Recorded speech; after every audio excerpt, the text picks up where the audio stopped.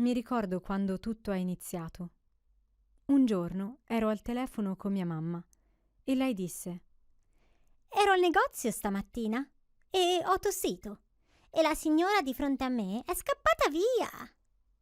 entrambe abbiamo riso. Non capivamo.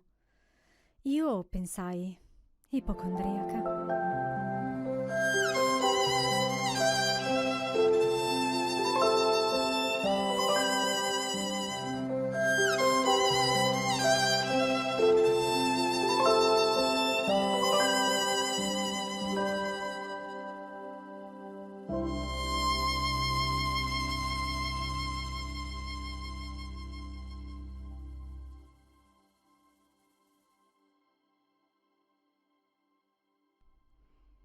Conosci qualcuno che sia morto per Covid o l'abbia contratto?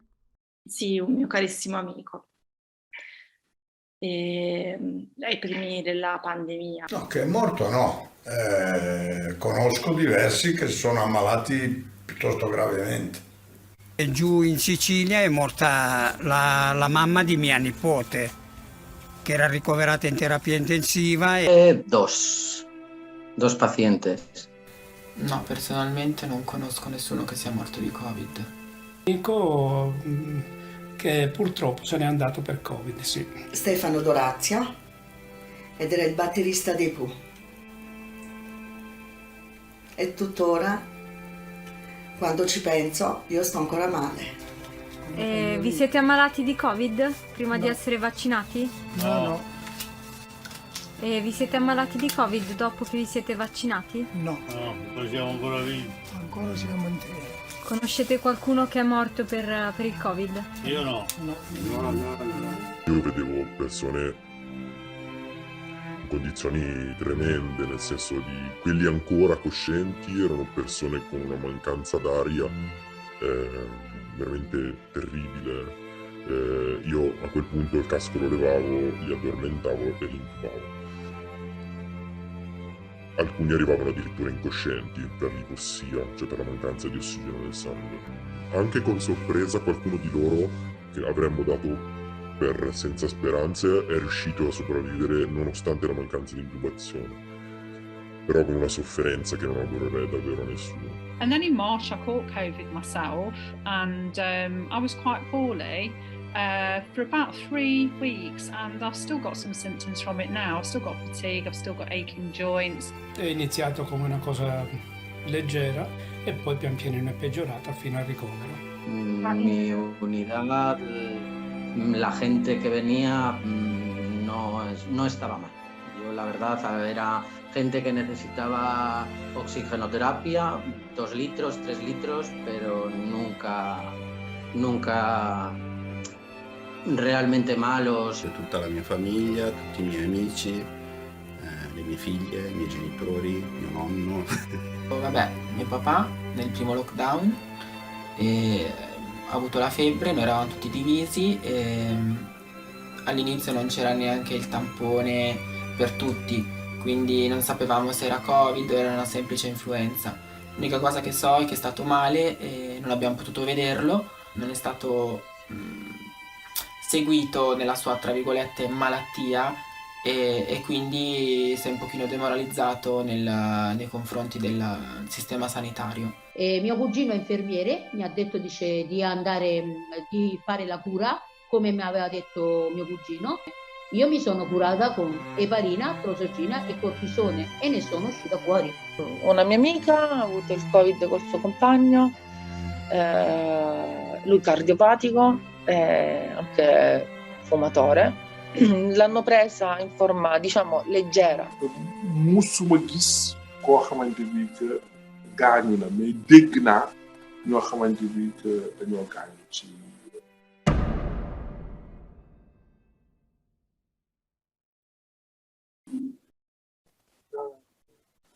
marqué ci pandémie bi ñoom ñun dañoo xëy rek dañu wax benn virus am na muy coronavirus ñu jógee Juan ñëw bi ñu koy dégg ci télévision ak bi muy ñëw kenn xamul kan. I just started a new job working in the community. So I was going out, you know, I was seeing patients in the community. The family were having a bit of time out, getting to go back, having a bit of time out, slowing down. And so, life was quite good. It's the slower pace. Stare a casa non è stato brutto, in qualche modo abbiamo sempre trovato cosa fare in famiglia. Almeno qua in Italia si sa, pizze, torte, e quindi insomma il tempo passava. I love to play PlayStation. It's one of my favorite things to do, but when in everyday life, I was always looking for reasons to play it and times of the day that I could squeeze in time to play it. But by having it as sort of your main source of entertainment, because I wasn't playing football, I wasn't, you weren't allowed to go out and see friends. There's only so much I could play before it almost became a chore. Consecutive lockdowns came, not being able to visit family, not being able to travel, and it started to really feel the effects of what the pandemic was about. E le notizie che trapelavano tramite i media non erano per niente incoraggianti, quindi tutto questo mi ha creato veramente tantissima preoccupazione, che poi ho fatto molta difficoltà a scrollarmi di dosso. Quindi anche cose normali, per esempio andare a fare la spesa piuttosto che farsi una passeggiata, diventavano veramente difficili. Anche dei compagni a scuola che ogni giorno ti ripetono sempre le stesse cose, ma perché non ti vaccini, dai, sempre le solite cose, e poi cercano di dare spiegazioni logiche soltanto per compiacersi e tanto per compiacere gli altri, e la prof, e anche perché ci stanno professori che fanno campagne vaccinali, e io non bevo più il caffè per colpa di questa cosa, perché tanto già sono nervoso di mio, esempio ieri, e avevo il cuore a 1000 e infatti ho detto basta, non bevo più il caffè, perché tanto, cuore a 1000, perché è colpa di sta gente, ma poi uno pensa a un certo punto, dice basta, ma che vivo a fare? Ci ho sofferto io personalmente, perché io poi sono una che vado a farmi le passeggiate, esco, e vado un po' in giro, e poi quando è successo tutto questo, purtroppo non sono potuto più andare. Io sono andato al supermercato, sono uscite a 20 metri, 30 metri, mi ha fermato la polizia. Allora dice: dove sei andato? Al supermercato. C'era lo scontrino, sì. Quando gli ho dato lo scontrino, che hanno guardato lo scontrino, mi ha detto: lei è un'ora che sei in giro a zonzo. Come un'ora? Dico. Io mi sono vaccinata. Quando sono partita la prima volta è stato alla fine dopo 13 mesi. E la compagnia aerea mi ha dato un bigliettino in cui c'era scritto una cosa tipo buona per viaggiare, e quella cosa mi è sembrata un po' strana. So we showed her the tests and she said, so you don't have the vaccine? And we said, no, we don't need the vaccine, that's all we need a negative test. And we checked on the UK government website and the Italian government website, these are our requirements. And she said, no, I don't think you can pass, can you please stand aside and wait? And so we clearly stood out, and our medical informations were all of a sudden exposed to all the passengers. Una delle cose che ci ha scioccato di più di questa situazione è proprio immagino che tutti conoscerete i famosi campi di detenzione Covid che hanno costruito e stanno costruendo un po' in giro per l'Australia, nelle città specificatamente. Con queste strutture, dicevo, sono dei veri e propri campi di detenzione in cui sorta di strutture, chiamiamoli, loro li chiamano hotel, ma sono delle camere tutte uguali, distanziate ovviamente, in cui detengono le persone che sono o infette, che hanno trovato infette, oppure che hanno trovato essere state a stretto contatto con persone infette. spesso prima ancora di testarli. La maggior parte delle persone, se non tutte, quelle che fanno il mio lavoro, purtroppo hanno dovuto rimettere in discussione vita, progetti e certezze che avevano, perché da un momento all'altro ci siamo trovati senza nessun tipo di sicurezza. It feels like we're living in a dystopian movie that's just never ending, and I feel quite sad. But to be honest, since making my stand, I don't feel so alone now. We have been subject to a lot of psychological pressure, whereby those who conform to what the government wants are in the in-group, and those who are pushing back are in the out-group, and lawyers, as cautious profession, might find it easier to be in the in-group. That's just a personal opinion, no disrespect to any lawyer there, but it has been disappointing, and it's a comment made to me frequently that there's not many lawyers out there helping people. In my family, everybody is vaccinated, every adult is vaccinated apart from me. And so obviously that has caused some difficulties, and to the point where, you know, family occasions and things like this, I'm often not asked, or there are unvaccinated children at these meetings who are indoors, and yet I'm an adult who's unvaccinated and I'm treated differently to these children. But in terms of a sort of scientific, logical approach to that, I can't really find any logical reason. Il rapporto con gli amici mi ferisce, perché quella che era la mia compagnia non esiste più, non ci sono state più occasioni di scambio, non siamo più usciti, non ci siamo più visti, e questo è veramente difficile da accettare, cioè il fatto che questa situazione sia riuscita a cancellare quelli che erano dei rapporti umani creati in decine di anni,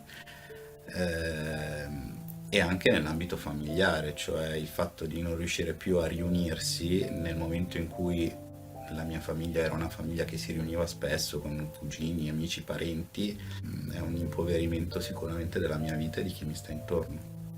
Even exemptions for funerals were denied. Exemptions for dying relatives were denied. It just was a nightmare. We couldn't see our daughter, who lives an hour and a half away. She's come back from England. We hadn't, we were so delighted to have her home, and we were seeing each other regularly, but we weren't able to see her. She wasn't able to come up to us, although she did find a little bit of a loophole, and she managed it once. And it was so emotional because we hadn't seen each other for so long. Anyway,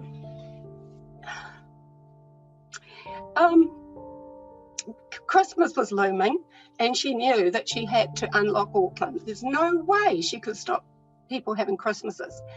But people having Christmases were advised not to have unvaccinated people in their family home.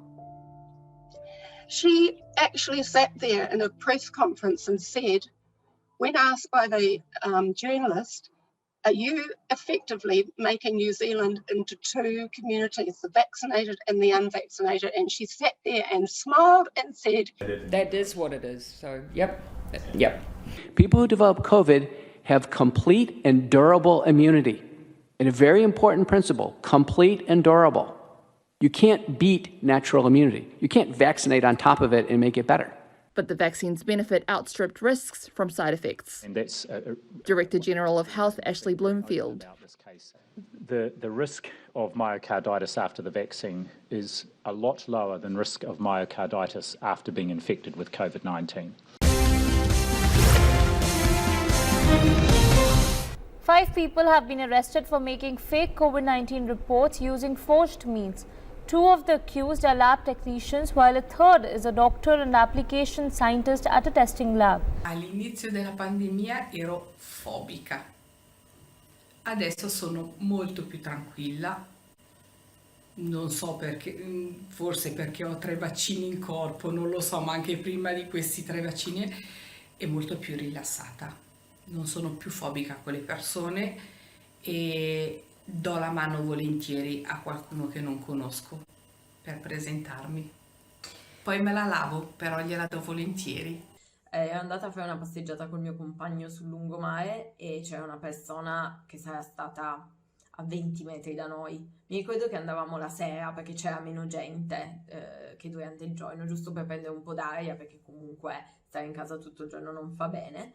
E mi ricordo che questa persona era almeno a 20 metri da noi e io ho attraversato la strada e ho detto no, attraversiamo la strada perché ci stiamo avvicinando. E quindi ci siamo spostati attraversando la strada ma andando lontanissimo, non ci siamo proprio minimamente nemmeno incrociati e siamo rimasti per tutto il tempo almeno a 10 metri di distanza con questa persona, se non di più, e per tutto il tempo io sono stata in paranoia, sono stata preoccupata che ci potesse essere un contagio. It's easier and more comfortable to go along with what is quite required than to help people push back, because if you help people push back, the psychology that's being deployed is you get called a name, you get called a covidiot, you get called a denier, you get called an anti-vaxxer. None of these terms have any meaning because they're generalized terms of abuse.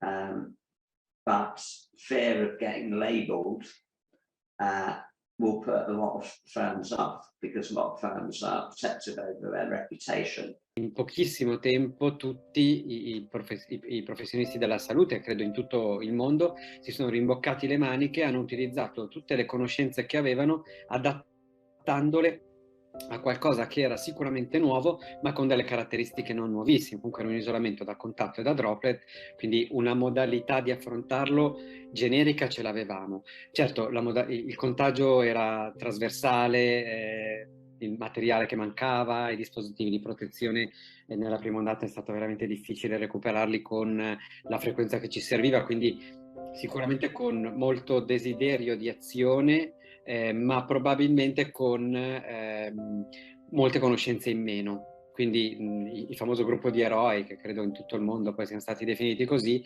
effettivamente testa bassa si lavora e si affronta il tutto. Particolarmente paura per me stessa, ho avuto più paura per chi mi stava attorno, per i miei genitori, per la mia famiglia, perché non volevo che soffrissero. It was horrendous. We were working 12 hours. I wasn't getting proper breaks. And I said to the bed manager at this particular trust, I cannot carry on working here if you don't give me proper breaks. She never replied, never even guaranteed that I was going to get breaks. So on the one hand, they're saying you must push hydration. And on the other, they didn't support at all. And I was devastated. I held the iPad for a man to say goodbye to his wife. A 40-year-old man with his children screaming and sobbing in the background. And I'm meant to keep quiet, and I'm not allowed an opinion. Now, of all my years of nursing, the compassion, the empathy, putting yourself in someone else's shoes is what makes you a good nurse. Luego creo que ha habido un gran problema, por ejemplo, aquí en España, la atención primaria realmente desde que empezó la primera hora está totalmente saturada. Todo es COVID. Todo es COVID. No hay cáncer, no hay diabetes, no hay problemas respiratorios, no hay hipertensión, es todo COVID. Centros de salud están totalmente saturados por pacientes COVID. In particolare io ho impegnato nelle terapie intensive del mio ospedale, che sono state, come tutte le terapie intensive d'Italia, completamente ingolfate da pazienti con insufficienza respiratoria acuta severa, ed era una polmonite con delle caratteristiche che abbiamo scoperto col tempo, per cui all'inizio sono stati fatti dei tentativi di cure che poi si sono svelati inefficaci. Questi erano tentativi condivisi con la comunità scientifica. La seconda ondata ci ha accolto sicuramente più preparati. Avevamo ormai, nonostante la confusione che i mass media hanno fatto, veramente impegnativa, perché cambiavano notizie dalla sera alla mattina, il metodo di contagio, il metodo di fare diagnosi, la prognosi, era anche complesso relazionarsi con le persone, con le famiglie, quando non c'era chiarezza da nessuna parte. La terza ondata ci ha travolto. Perché la stanchezza aveva preso proprio il sopravvento, quindi ho notato che siamo passati dal testa alta, lavoriamo perché c'è da fare, a ok, adesso qualche informazione in più ce l'abbiamo, cerchiamo di recuperare, a vado perché non se ne può fare a meno, vado perché la gente muore esattamente come moriva nella prima ondata, forse per un pochino meno, ma insomma i numeri dei decessi erano comunque molto alti. Di un mese fa delle immunoglobuline sintetiche perché non produce anticorpi. Questo paziente ha sviluppato una gravissima polmonite da coronavirus, ma se l'avessimo fatto intubare sicuramente si sarebbe infettato con tutti i germi che normalmente vivono in rianimazione. Noi questo paziente l'abbiamo trattato col plasma iperimmune di paziente convalescente. In 24 ore abbiamo iniziato a ridurre le ore di ventilazione. In terza giornata abbiamo sospeso la ventilazione meccanica e dopo la seconda dose di plasma iperimmune abbiamo sospeso l'ossigeno. Mi ha telefonato prima per fargli in bocca al lupo per questa mia audizione. Il paziente sta benissimo. Adesso i trattamenti hanno una linea guida vera e propria. L'Istituto Superiore di Sanità e il Ministero della Salute le hanno promulgate. Credo, ma come ho sempre creduto nella medicina del territorio, che sia fino a un certo punto, chiaramente, di gravità, il luogo migliore dove fare assistenza alle persone. Anche con Covid. E i risultati che la medicina del territorio ci ha consegnato sono molto buoni rispetto a questi trattamenti, con ossigenoterapia quando è necessario, abbastanza spesso devo dire, ma anche con la terapia farmacologica che è stata poi delineata, quindi con heparina piuttosto che l'antibiotico nel caso di complicazioni polmonari. So a lot of women have come to me and said, I don't want to go into hospital to give birth, not with COVID going on, and they're saying I'm not allowed a home birth. I mean, imagine in the last few weeks of your pregnancy, you want to enjoy that. You want to enjoy the time you've got left being pregnant, but no, you're writing letters to the consultant midwife and the chief executive and saying, fighting for your right, for your human right to give birth where you please. È giunta voce che una donna incinta è arrivata in ospedale e aveva bisogno di un parto cesareo. Siccome lei declinava di fare il tampone e declinava di indossare la mascherina, è stata aperta una discussione all'interno dell'ospedale, adesso non so bene chi, cosa, se fosse il caso di farle il parto cesareo e con che modalità. In un momento comunque in cui noi già usavamo dispositivi di protezione individuale. And for some reason, people are seeking permission to give birth wherever they please. And then they're safeguarded, like the safeguarding flags are raised because women want to free birth, for example, which means birth without medical assistance, which is totally legal. You are not obligated to have anyone at your birth, except for whoever you want. And then they're sent to social services because they have a different choice to others.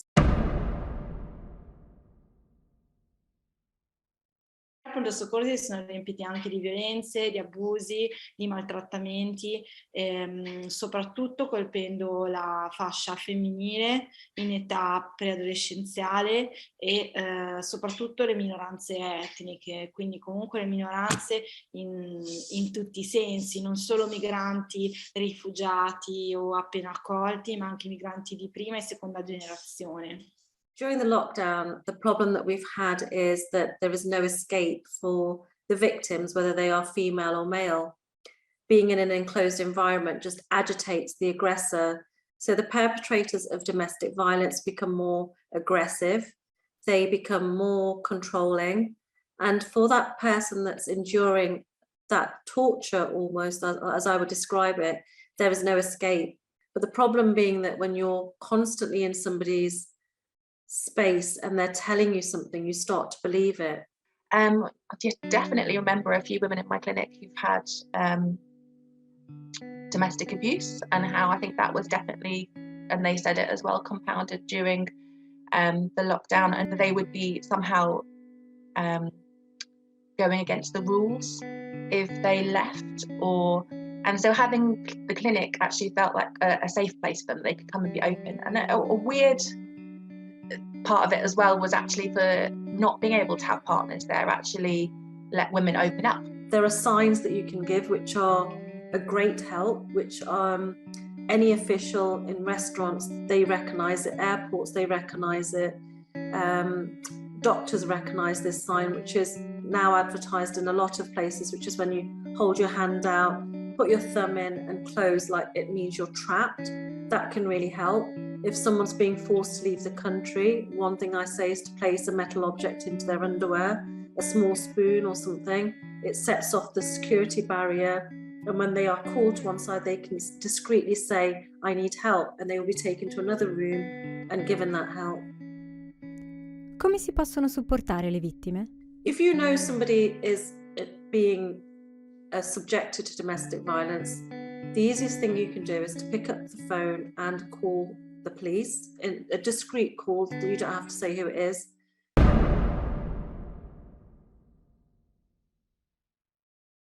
La Repubblica Italiana è fondata sul lavoro. Il bar dove lavoravo era chiuso e quindi mi hanno mandato a casa. Mandandomi a casa io mi sono ritrovata con un monoreddito e con 2 ragazzi da mantenere, uno di 18 e uno di 16. Ho chiesto aiuti, ma non me li danno gli aiuti, perché io sono proprietaria di una casa che pago il mutuo. Però hanno detto, dice, che loro non mi possono aiutare perché non mi possono dare né il reddito di cittadinanza e né aiuto a reintegrare con qualche altra cosa. I can't teach anymore. I'm not allowed to be a teacher anymore. I was a primary school teacher for 12 years, can't do that anymore. And I can't work in a cafe anymore. Lavoravo in Accademia di Belle Arti e a un liceo artistico come modella di posa, e dal momento in cui ha chiuso ovviamente ho perso un sacco di ore e il posto di lavoro, anche perché il mio ruolo non era così indispensabile. Per assumermi, che prima ho fatto i mesi di prova, tra cui tra le varie richieste c'era di fare il vaccino. E lui, io gli ho detto ci penserò, dopodiché ho detto guardi, io non me lo voglio fare. Lui mi ha risposto ho sbagliato io, che ti dovevo fare il vaccino prima di entrare qua. I mean, I made the decision to leave and to get another role outside of the company, because basically I was concerned about my own risk having the vaccine, basically, because I tried to get an exemption and I couldn't get one from my GP, and because I was really, really ill, because it affected my heart at the time, I wasn't prepared to take that risk with the vaccine. Non c'erano sostentamenti, o almeno all'inizio, e soprattutto non erano adeguati. Difficoltà a livello di pagamenti, difficoltà a livello di poter fare progetti per quanto riguardava una possibile apertura, per dare una continuità comunque anche al lavoro, perché con tutte le regole che erano state messe, con le restrizioni, per quanto giuste, però sicuramente non ci permettevano di svolgere il nostro lavoro al meglio. 3 mesi di lockdown e noi non ci hanno dato niente, ci hanno dato a malapena 600 euro e poi basta. Il 18 maggio ci hanno fatto riaprire del 2020 e poi zona gialla, zona verde, zona arancione, zona rossa. Se il lavoro non continua non abbiamo altro denaro per pagare altre spese, tra cui gli operai e via discorrendo. Tant'è vero che loro Ad aprile mi hanno dato 600 euro e dopo un po' di giorni mi sono arrivati 1200 euro di corrente. Which means if things do continue to rise, and we see next April a huge rise in the price cap,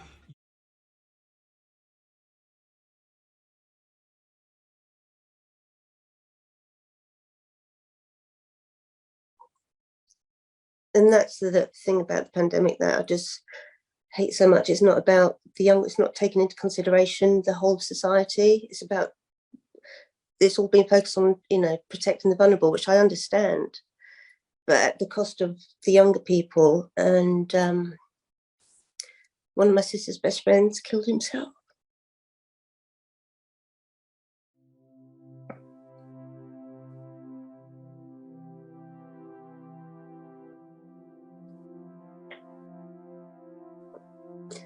He had his own business, running his own business in London, and he got a lot of threats. You know, his business closed. You know, his clients weren't coming in. Obviously, the lockdown, his business really suffered, and he'd only just opened up he was expanding his business, so it was a lot of stress. But I also think he was being threatened a lot by the council, and yeah. At the beginning, he was doing okay the first year, but the second year, it just got too much. And yeah, it's shocking because he was a very strong character, so we weren't expecting it at all. Non abbiamo modo di sapere quante persone siano morte a causa dell'isolamento, disoccupazione, cure mediche differite, depressione, problemi mentali, obesità, stress, overdosi, suicidi, dipendenze, alcolismo ed altri incidenti che spesso accompagnano la disperazione. Quindi nel momento in cui intervengo per tempo impedisco che il paziente compia un gesto estremo come quello del suicidio.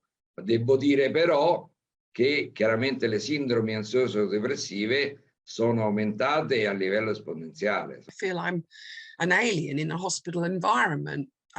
Which is devastating after all those years. So that's where I am at the moment. I'm going to be doing support in the community. It was August, and I was told by someone that I would have to tell people that I work with that I've not been vaccinated, and I questioned where that had come from, because I was like, well, I don't understand the logic in that, because by this point it was kind of looking like you could still pass the infection on anyway, vaccinated or not. And it was also not right, in my opinion, to tell people, because it could create problems, it could create arguments, or it could sort of make people talk about that rather than their problems. Because being a mental health nurse, that was my job. It was about being there for them, not me telling them about the vaccine status. I'm here, I'm fine. It's the kids that I'm, you know, anyone under sort of 25, I think this has just been horrendous. La impossibilità a poter fare determinati tipi di esperienze relazionali, a attraversare anche dei riti di passaggio relazionali sociali al di fuori della famiglia è sicuramente uno dei fattori che potrebbe impedire un corretto sviluppo di tutta una popolazione di adolescenti e adolescenti da qui fino ai prossimi 10 anni e oltre anche. When I wear a mask, you know, the germs that I have inside are getting stronger, and the children do. Well, my grandson has only just started a new school, and so it's been very difficult for him to get to know people in the school or to feel able to communicate with them. Because I couldn't wear a mask, I gave it an extension form and all, and he still didn't let me into school. He said it wasn't good enough, and it's from a doctor. I haven't found any article that really can justify the use of masks in schools.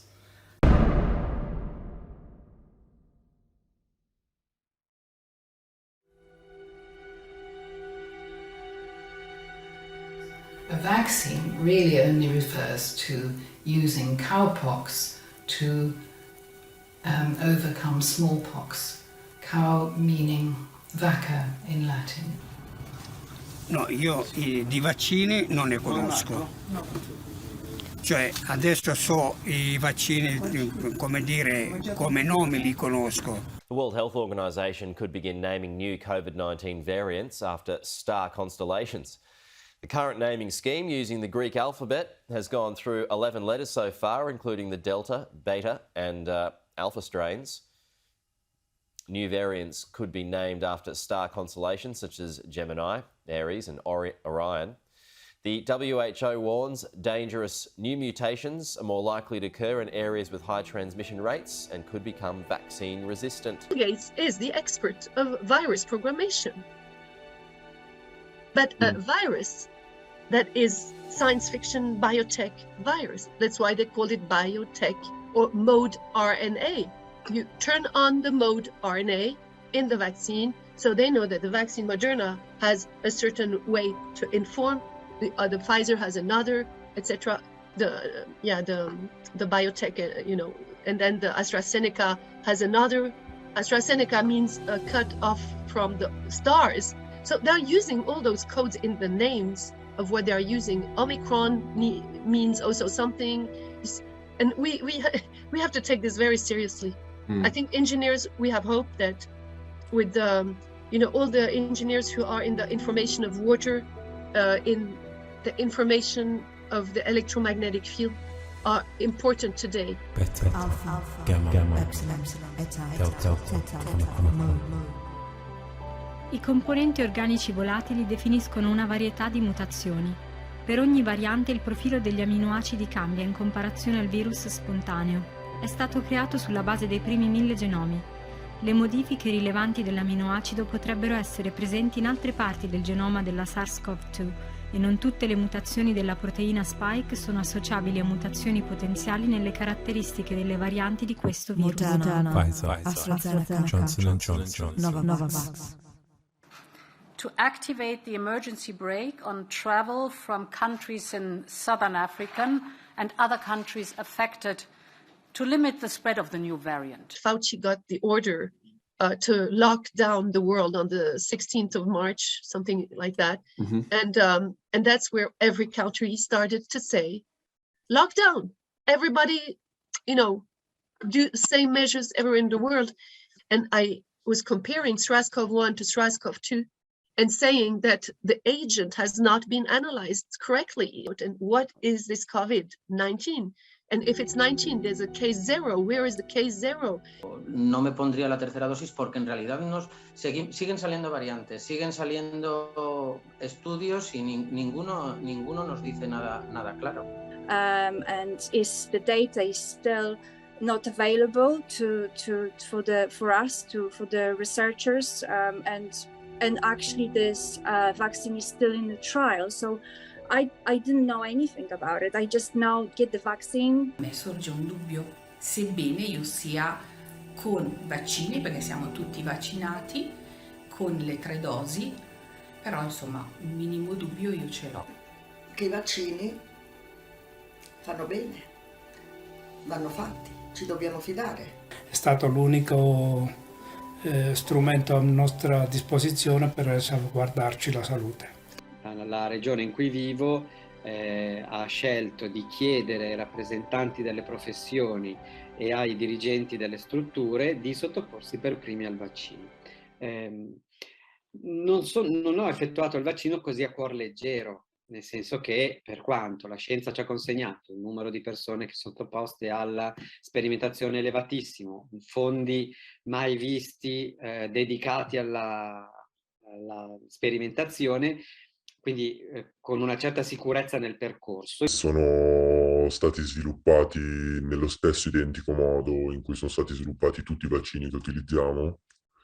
Sono stati seguite tutte le fasi sperimentali che si seguono per tutti i farmaci che ci sono in commercio. Rimango convinto che siano utilissimi. Credo anche che sia stato dimostrato con questa quarta ondata, con un'ondata molto più bassa, con un numero di morti decisamente inferiore e un numero di vaccinati altissimo. L'Italia ha circa il 93% di persone vaccinate. I meet women all over the world who value vaccines, and they will tell you that they walked 3 hours in the heat or 10 kilometers. They'll often have a baby on their back and another one that's walking alongside to get that vaccination for their child, because they know the difference those diseases make in their community. They know it's a life and death emergency. And we'd like to have a new generation of vaccines that would be suitable. I mean, ideally, we'd get rid of families of respiratory viruses, including the flu family and the coronavirus family. And I do think in the next decade we can come up with an eradication vaccine. That's an aspiration, not a guarantee.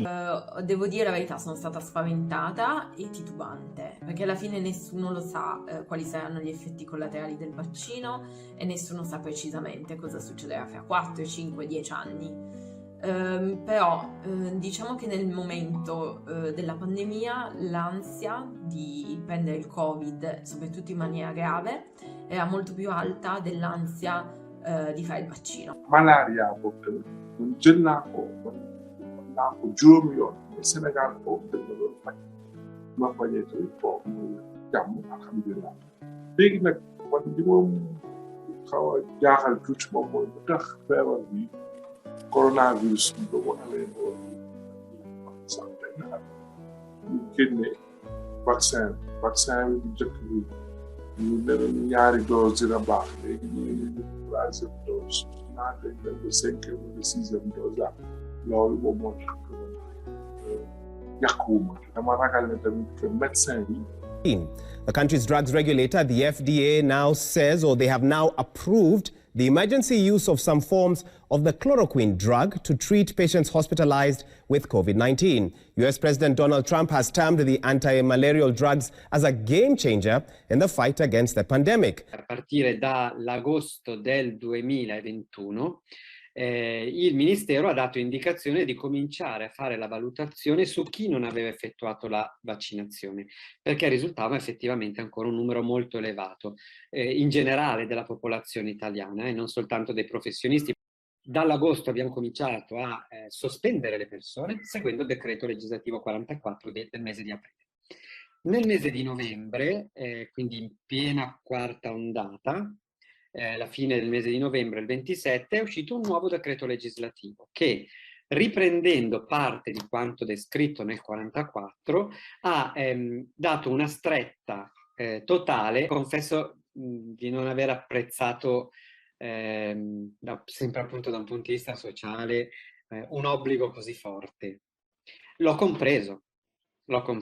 Se la tutela della salute, in cui ho sempre creduto nella scienza e nella legge, e prevede un percorso di vaccinazione per gli operatori perché hanno un contatto diretto, perché se stai bene puoi aiutare, se ti ammali non puoi aiutare, comprendo che a un certo punto il legislatore abbia preso una posizione di forza.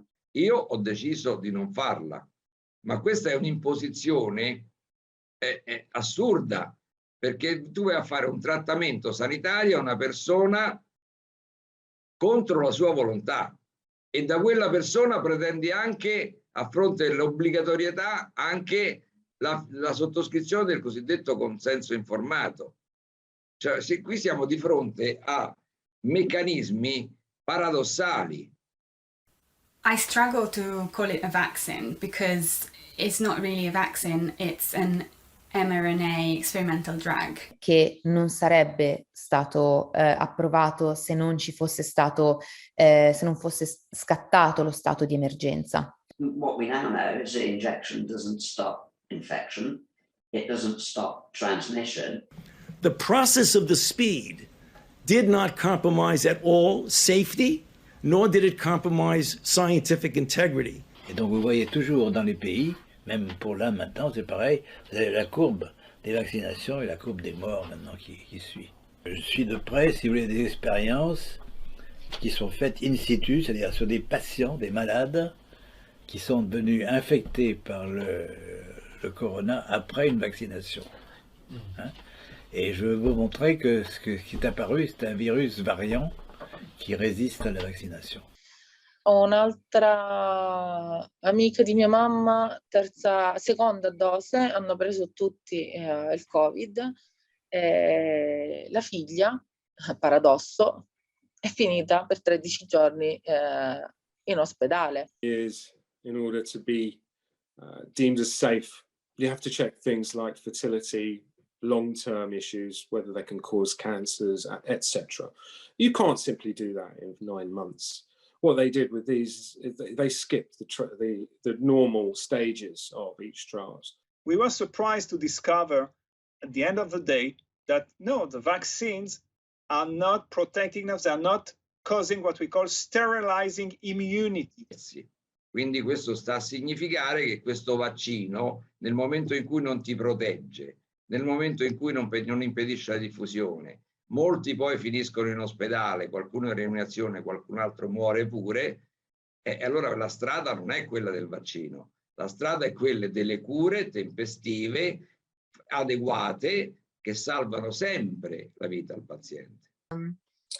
Well, like, I just don't want it. I don't need it. I don't want it. So yeah, basically they're just basically putting something inside you that you don't really know a lot of information about, and that I think I don't need, and I think I'm fine because I haven't catch COVID once. Adesso sono 2 anni che non faccio neanche l'antinfluenzale, proprio perché mentre prima non mi ponevo determinate domande, non mi interessavo più di tanto, man mano che approfondivo il contenuto, diciamo, di questi vaccini, ho deciso di lasciar fare alla natura. Quindi la gente propone il farmaco al dottore, lo informa sullo stato di quel farmaco, sull'efficacia, eccetera, eccetera, e questa è l'unica cosa che sa il dottore. Purtroppo, ovviamente, questi vaccini sono stati imposti, diciamo, tra virgolette, dalle case farmaceutiche, che sono poi quelle che hanno le comunicazioni dirette con la prima linea, la chiamano così, no? La prima linea sono i dottori e gli infermieri, poi arriviamo noi. E se le case farmaceutiche riescono a convincere dell'efficacia del prodotto, riescono a convincere la prima linea dell'efficacia del prodotto, poi è facile distribuire quel prodotto alla massa, che siamo noi. La trasmissione delle linee guida e delle procedure ha seguito quella che per l'Italia è la catena classica, cioè l'ACDC piuttosto che il CDC di Atlanta o l'AIFA hanno prodotto, studiato innanzitutto e poi prodotto la linea guida che il Ministero della Salute e l'Istituto Superiore di Sanità hanno fatto proprie, hanno tradotto e adattato e poi le hanno trasmesse attraverso lo Stato-Regioni a tutte le regioni, le quali le hanno trasmesse alle aziende ospedaliere.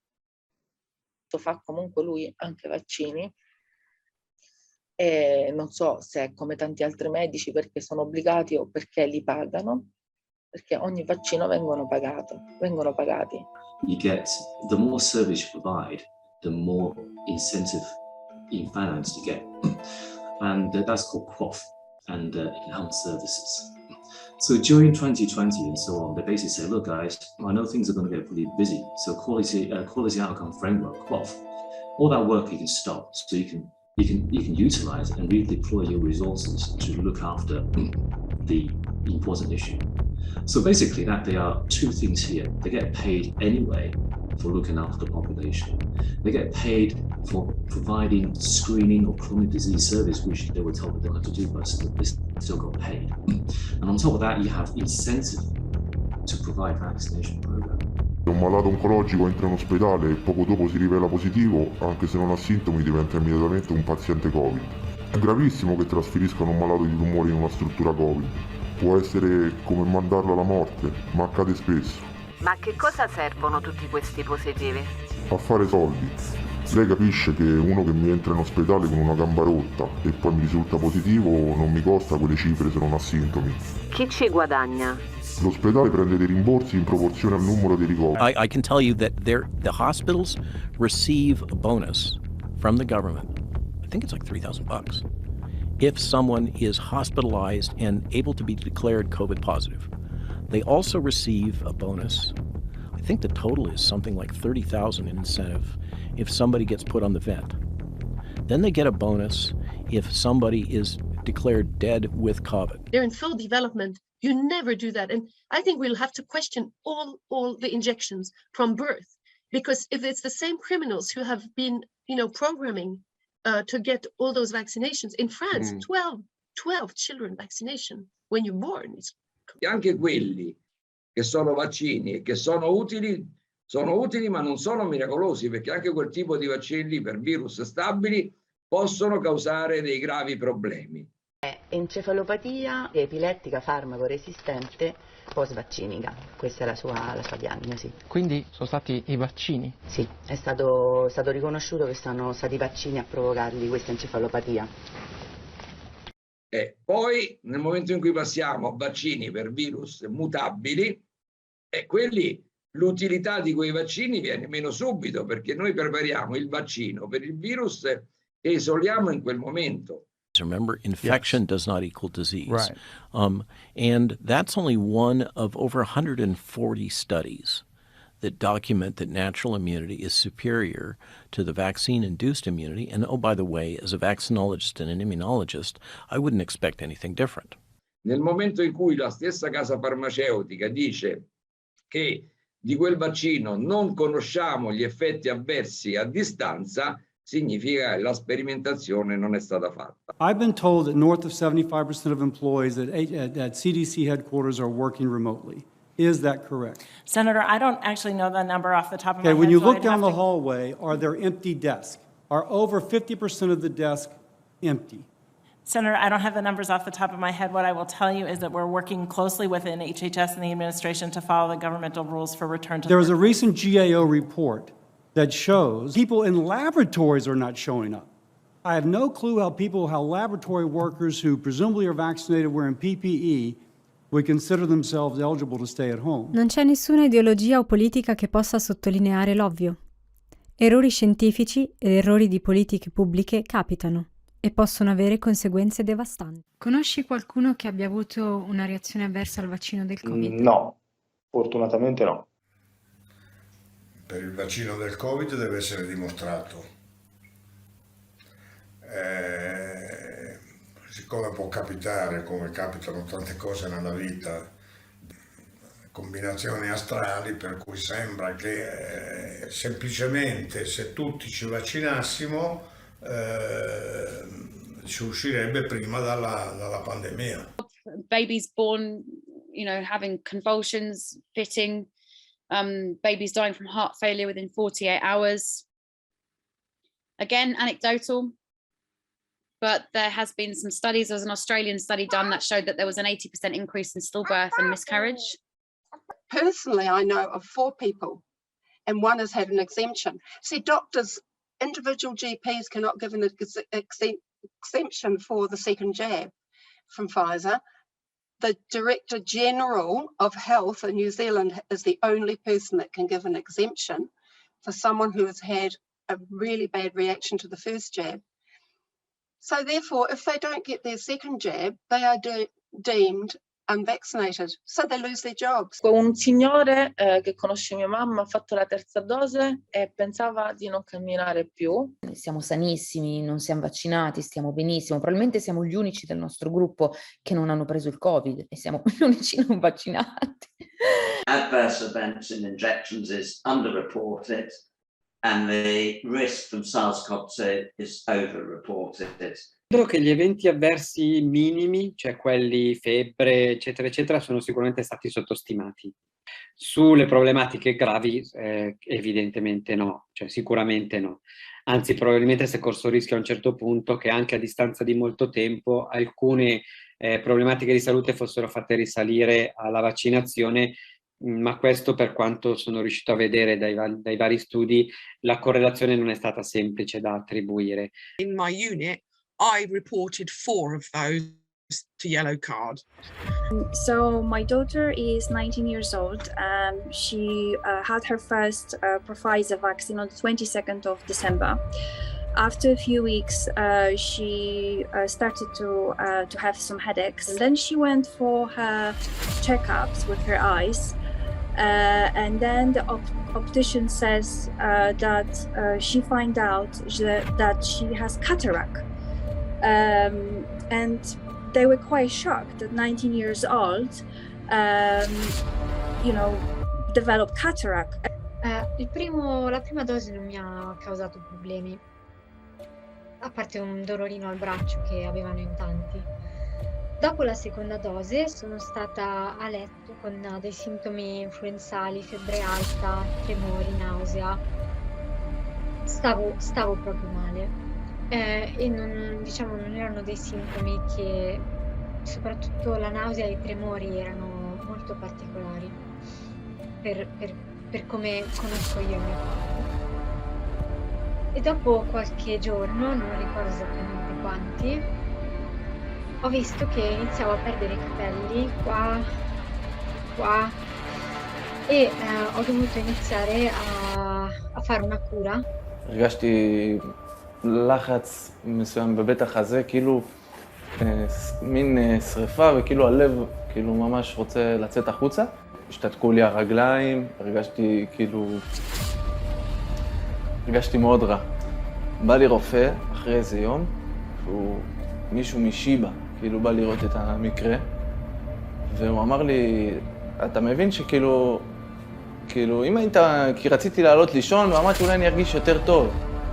שכאילו אם היית הולך כאילו לישון את השנת צהריים הזאת, וואלה יש מצב שלא היית פה היום. כאילו יש מצב שזה עד כדי כך, כאילו הנתונים הראו, כאילו הלב שלי עבד בצורה לא סדירה, החדר השמאלי שלי בלב נפגע פגיעה ניכרת. We didn't know that he'd had the vaccine. We got a phone call from the hospital to say your father's collapsed. He's in hospital. שני של פייזר, וחודשיים אחרי שקיבל את החיסון, הלך לישון בערב, בבוקר יותר נכון, בסביבות 5 בבוקר, אחרי בילוי עם חברים שלו, ובבוקר ב-11:30 גרושתי מצא אותו מת על יד המיטה. After the shot, I felt fine, but within 3 days, I went to the doctor because I had problems with my face. The whole left side of my face, actually. I have Bell palsy now. And as you can see, I can't smile. I'm trying to smile. I'm just getting embarrassed. הבחנה היא מאוד קשה, האוטואימונית, הייתה צריכה לקבל טיפול אגרסיבי, נוראי. הייתה חודש בטיפול נמרץ. שבועיים הייתה מורדמת ומונשמת, במצב נוראי, עם דיאליזה. בת 34 שהייתה בריאה לגמרי בריאה. היא לא מדברת, לא הולכת, לא עושה שום דבר עם הידיים, לא עושה שום דבר עם הרגליים. הדרך מהעבודה הביתה הייתה נוראית. הייתי לבד, לא יכולתי לנשום, הרגשתי שאני בולעת את הלשון. נשים, אירוע מוחי, הכל מהר, הכל... לחזור להיות מי שאני? אני לא חושבת. זה הכי כואב.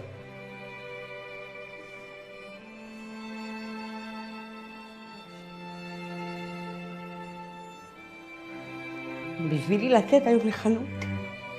זה עינוי, המבטים של האנשים, ואת יודעת, יש לך ילדה פה, בלי שיניים, מקל הליכה, ולא מטופחת, לא.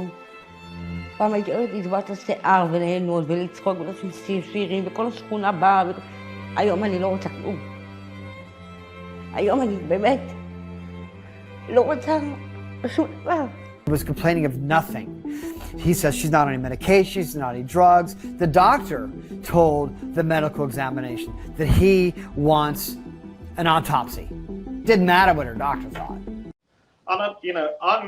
I'm ashamed, and I would apologize to everybody about the way the media have behaved over all of this. I was the boss of Sky News at one time and ITV, and I sat at home angry and frustrated at the way they're behaving. But it can't be accidental. You know, we have tried, I'm now working with a group of journalists, and we're trying really hard to break the mold, and we're writing online and elsewhere. We cannot get these stories into the mainstream media. This did not need to happen. She was enlisted in the 12 to 15-year-old study. She is paralyzed.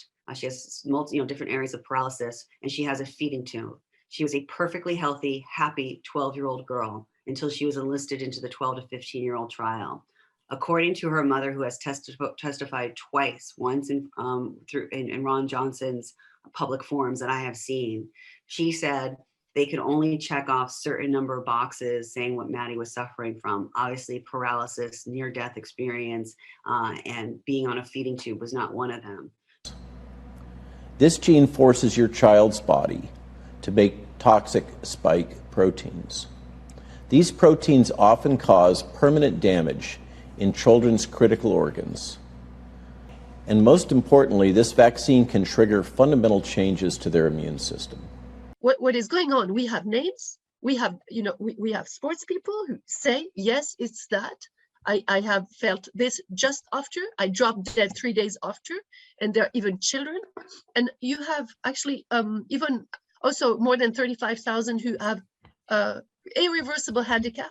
And then you have almost 4 million of secondary effects. Queste segnalazioni costituiscono sì e no 1/100 di quelli che sono effettivamente gli effetti avversi che questi farmaci determinano, che però non vengono visti perché non si fa la vigilanza attiva. A fronte della vigilanza attiva, se spontaneamente abbiamo la segnalazione di un caso, a fronte della vigilanza attiva si stima che invece i casi sono 100 volte tanto. So people could have gotten a very low dose of mRNA. We know there was a 10 microgram mRNA version that was put out in the Pfizer lots. I know this from their data, like this is what they said. We know there is placebo as well. It's called the Biological License Approval, the BLA. That is what FDA approval is. It allows Pfizer or any company, if you get BLA approval, to manufacture the product, to call it Comirnaty, and for interstate commerce, so to sell it within the United States across state lines. That's all FDA approval is from a legal standpoint. So what it says here is that the identified risk, so this is the approved Comirnaty, is they know it can have severe allergic reaction and heart inflammation. The potential risk, so this data is not just from VAERS, but although they do look at VAERS, they look at VAERS, they look at the study, and they also look at all the electronic health records, and they look for trends. So the trends they've seen is that there's a vaccine-enhanced disease, which also is now manifesting. Many nurses and doctors are telling me, and you're seeing it in peer-reviewed journals, the vaccine-associated enhanced disease is actually acquired immunodeficiency syndrome. So it's a form of AIDS. It's your immune system falling apart. Then there's also vaccine-associated enhanced respiratory disease. This is in the approval. So the alleged vaccine to prevent respiratory infection enhances respiratory disease. But this was the kicker. The missing information is vaccine effectiveness. So despite the study of 44,000 people in the United States and around the globe, despite more than 50% of Americans being fully vaccinated, and probably about 30% have gotten the Pfizer vaccine, the FDA and Pfizer still haven't figured out if this thing works to prevent any kind of infection. That any kind of medical experiment needs to be conducted in a way that prevents suffering and injury. However, we now know that the mRNA injections and the adenovirus injections both cause injury and suffering. Not to everybody, but it's certainly there. In fact, the numbers are huge. Where we are today, we're at 18,000 deaths. And this is just the VAERS, which is underreported. This is VAERS, Vaccine Adverse Event Reporting System. And we know in that system, these are certified by the CDC. So the red box report comes up once a week. It's certified by the CDC. That means all these events really happened because they come in as temporary VAERS numbers and then they vet them. So all of these really happened. 18,000 deaths. There are 30,000 individuals who are permanently disabled after the vaccine. 30,000. 250,000 emergency room visits, office visits, other healthcare encounters related to the vaccine. We have two separate analyses showing. One from McLachlan from Queen's University in London, one from Jessica Rose from Canada, showing that 50% of these deaths occur within 48 hours of the shot, that 80% of the deaths occur within a week. They're very tightly related. We now know that the spike protein, after these vaccines, is produced in the body for an uncontrolled quantity and an uncontrolled duration of time. This includes a 15-year-old boy in Colorado, two 16-year-old girls in Wisconsin, 17-year-old girl in Wisconsin, and a 17-year-old boy, all healthy. He was in New Hampshire. because mechanistically things that were always supposed to be on were unintentionally shut off. And in addition to that, we have other gene receptors to which this spike protein binds. The p53 tumor suppressor gene, the guardian of our genome. Dysregulation in that gene can also lead to cancer pathways. Well, we know part of the spike protein binds to that. The BRCA gene you hear about in breast cancers, same thing, it binds to that. So we know from a laboratory, nerdy, geeky point of view, the mechanisms. And so in the laboratory, I'm saying I'm seeing an uptick in cancers that I shouldn't be seeing, at rates I shouldn't be seeing, in age groups I shouldn't be seeing. There are multiple times more injuries and deaths with these injections than there have been with all other injections over the past 25 years. That is totally unacceptable. That is a contravention of the Nuremberg Code. Despite this, governments did not instruct the initiation of an investigation into this matter, and there are not any full reports available on the numbers of dead or injured. We all know are highly effective and really very, very safe.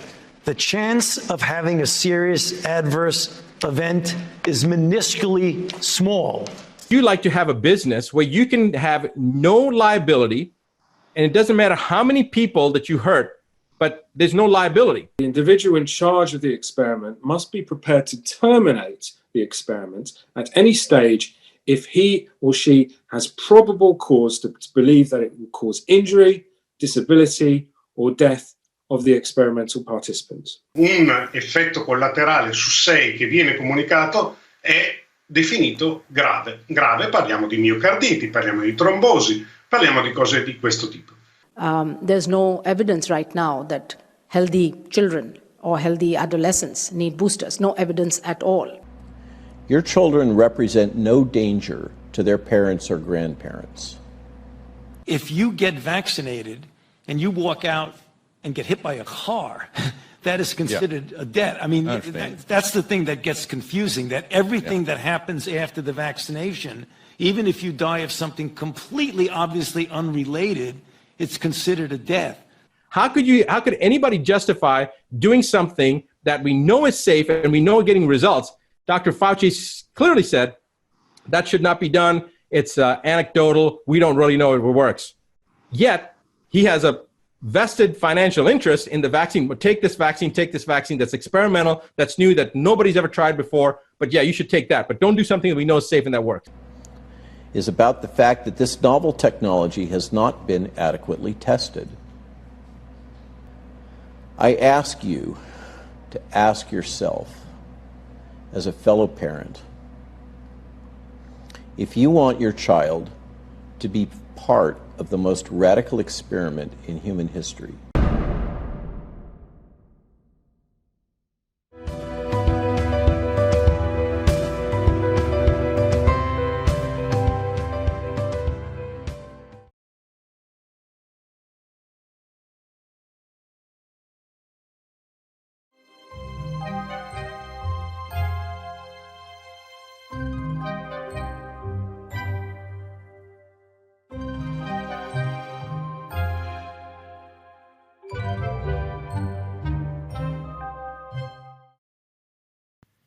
Il lockdown ha dato a ciascuno la possibilità di passare del tempo da soli. In quei momenti mi è capitato di riflettere sul significato della vita, ma anche sul significato della morte, e come sia diverso per ogni cultura e per ogni credo.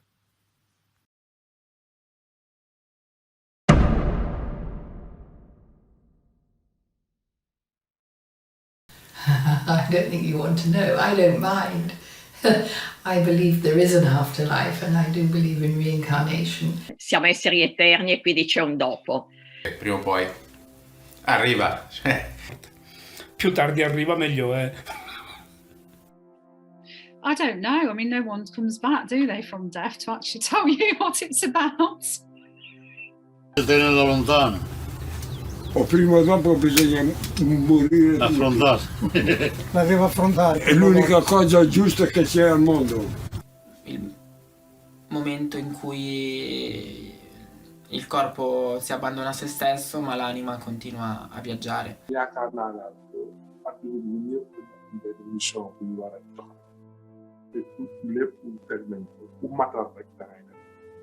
Lo que se nos debería enseñar es a afrontarla y a poder vivir nuestro día a día de la mejor manera possibile. Per quanto possa mettere paura, vada vista semplicemente come un traguardo. Is something I'm not afraid of, and I'm willing to die for to stand in my values and what I believe. Ma se non hai paura della morte, vivi meglio la libertà della vita. But I've talked to quite a few people about death, and actually I don't actually see any point in living if this is how it's going to be. E tutti sappiamo che dobbiamo morire, il problema è che abbiamo tutti paura. Io ho paura della morte. Il dolore che posso provare prima di morire. What scares me is leaving my son alone. Della morte non ho paura, ho più paura del buio. E dal punto di vista della fiducia che il paziente ripone nei dottori, anche questo diciamo che siamo in un'epoca particolare, in un'epoca dove si mette in discussione tutto, però poi paradossalmente si crede a quello che conviene, quello su cui si vuole credere, insomma, è come se ci si schierasse per una squadra di calcio. Per i dottori e tra pazienti e dottori succede la stessa cosa, cioè una totale diffidenza e invece anche un credere in modo spasmodico, ma solo da alcuni. Pero creo que algo bueno que tiene Inglaterra es la especificación de los profesionales en esos ámbitos. En Inglaterra tú tienes una enfermera especialista en cuidados paliativos, tienes una enfermera especialista en el dolor, tienes una enfermera, cosa que aquí en España queda un poco como difuso. So we tend to look up at doctors for being that person to tell us the truth. Doctors are also respected in every country, wherever you are. A lot of people don't have that education or knowledge, so they think whatever the doctor's saying is going to help them. So we tend to follow what we're being told. Conosco molte persone che purtroppo oggi come oggi sono spaventate all'idea della medicina, sono spaventate prima di tutto a livello quando si parla di salute e sono spaventate per quanto riguarda appunto la disinformazione che c'è sulla medicina. La medicina occidentale è importante, assolutamente. Questo non esclude gli altri tipi o le altre letture delle altre medicine. Ich denke, es ist grundsätzlich sehr wichtig, dass man den Menschen vertraut, die einen heilen wollen, egal ob das ein Schulmediziner ist oder ein Alternativmediziner. Und ich denke schon, dass es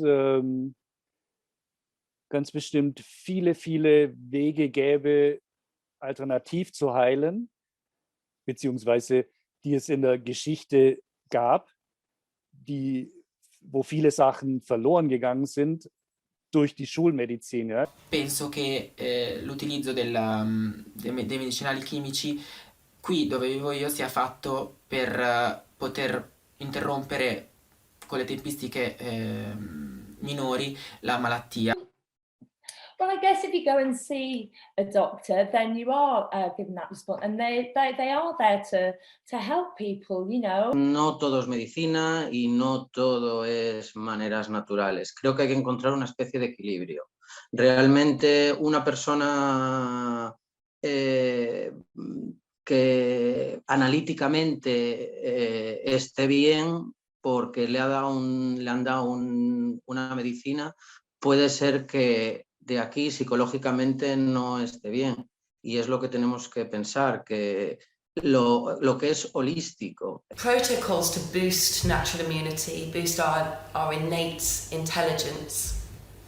And I've found that over the last 2 years, the disregard for natural immunity has been really scary. But that's where I think modern medicine is lacking. They're more focused on a cure rather than prevention. And for me, prevention has been about building up my my own immunity, so I'm not in fear constantly, because fear has the biggest impact on immune system ever. This is the lymphocyte that there's also, it's a T cell or a B cell, the ones that produce the antigens. I've seen people that have had coronavirus that have recovered and have had the vaccine, or both had the vaccine and had coronavirus. And so I've seen a lot of pandemic blood, I suppose you would call it. And I've definitely seen some differences in both. Immune system, this innate immune response, seems to be altered and not acting right. And we have receptors, these little puzzle pattern receptors. This locks with that, and they're called toll-like receptors, spelled just like a toll road. So toll receptors 7 and 8 are very important for signaling to say to your body, hey, you need to be awake and on to fight off this virus, that virus, that virus, that virus. So we have virus in our bodies all the time, but our immune system says, nah, I'll keep you in check. You're not going to wake up. You can't infect me right now. We're revved. We know how to fight you off. So really there are two theories of disease, the causes of disease. The one theory is the germ theory, and this more or less states that you can be taken over, invaded, infected by a pathogen, and you need to fight that pathogen with the support of things like antibiotics or antivirals or antiparasitics. My perspective uses the different theory of the cause of disease, which is about the terrain theory. And the terrain theory talks about it's the condition of your own body and your own cells, their nutrient status and the health of them, that will dictate whether you are susceptible to infection or not. So then your cells will be able to function optimally, and you have your own immune system that will fight off any infection or any pathogens that you come across. Some nutritionists and some functional medicine doctors have identified really early a way to help people with COVID that was very effective and very accessible, although there was a shortage of supplements at the beginning of the pandemic. Vitamin D is one of the major ones. We know that a lack of vitamin D leads to worse outcomes for coronavirus. We know that now after all the research and having had 2 years of it. So it's really important that you get enough vitamin D in your diet, you get out into the sunshine. My father, Dr. Charles Allen Blake Clemetson, was a professor of obstetrics and gynecology. He did research on vitamin C for about 30 years. And he discovered that vaccines diminish the health of children if they haven't got vitamin C, severely diminish the health of children, to the point where he ended up being called to court trials to support parents who were accused of shaken baby syndrome. La febbre è un sintomo. Ripeto, i sintomi non sono mai una malattia, sono sempre un meccanismo di difesa dell'organismo. La febbre in particolare, di fronte a una malattia infettiva, sale fisiologicamente per difendere l'organismo. Tutti i microrganismi, particolarmente i virus, a temperatura alta non si replicano, la malattia si ferma. Quindi se a fronte della febbre che ti viene dopo una malattia infettiva, tu pensi di abbassare la febbre perché la vedi come un pericolo, non fai nient'altro che togliere all'organismo l'unica arma per difendersi. Healing comes in layers, and disease it can only come in if the body allows it. So it's about building resilience to that outside, I don't know, pathogen, whatever, parasite or disease. I mean, you have to have the doctor as backup. I know that, and I have to. But I would I hardly ever go, to be honest. I would rather do things naturally. Beh, insomma, io ho fiducia nella medicina, soprattutto in questi ultimi anni sta facendo passi da giganti. Sta affrontando diverse malattie, spesso e volentieri con successo. Io ho fiducia, spero tanto in questa capacità della scienza. Non c'è arroganza della scienza, qui c'è chi dimostra che le cose funzionano e chi no. La mia salute è una responsabilità dei medici. È la responsabilità che ci uccide. Quando avevo 26 anni sono stata diagnosticata con un tumore e grazie ai medici ho potuto fare tutti gli esami necessari, scoprire cosa fosse e prendere delle decisioni in merito ad un intervento chirurgico e eventuali terapie. Alla fine ho fatto anche la chemioterapia e sono state tutte decisioni prese insieme al mio oncologo e a tutti i medici che mi hanno seguito.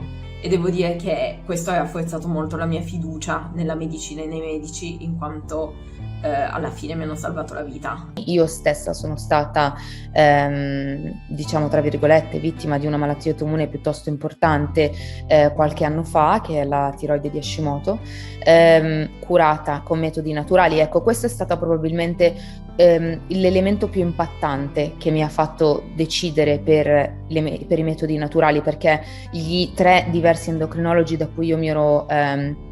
cui mi ero rivolta per la risoluzione del mio problema mi avevano detto che la malattia che avevo era una malattia autoimmune, non poteva essere curata ed era cronica e degenerativa.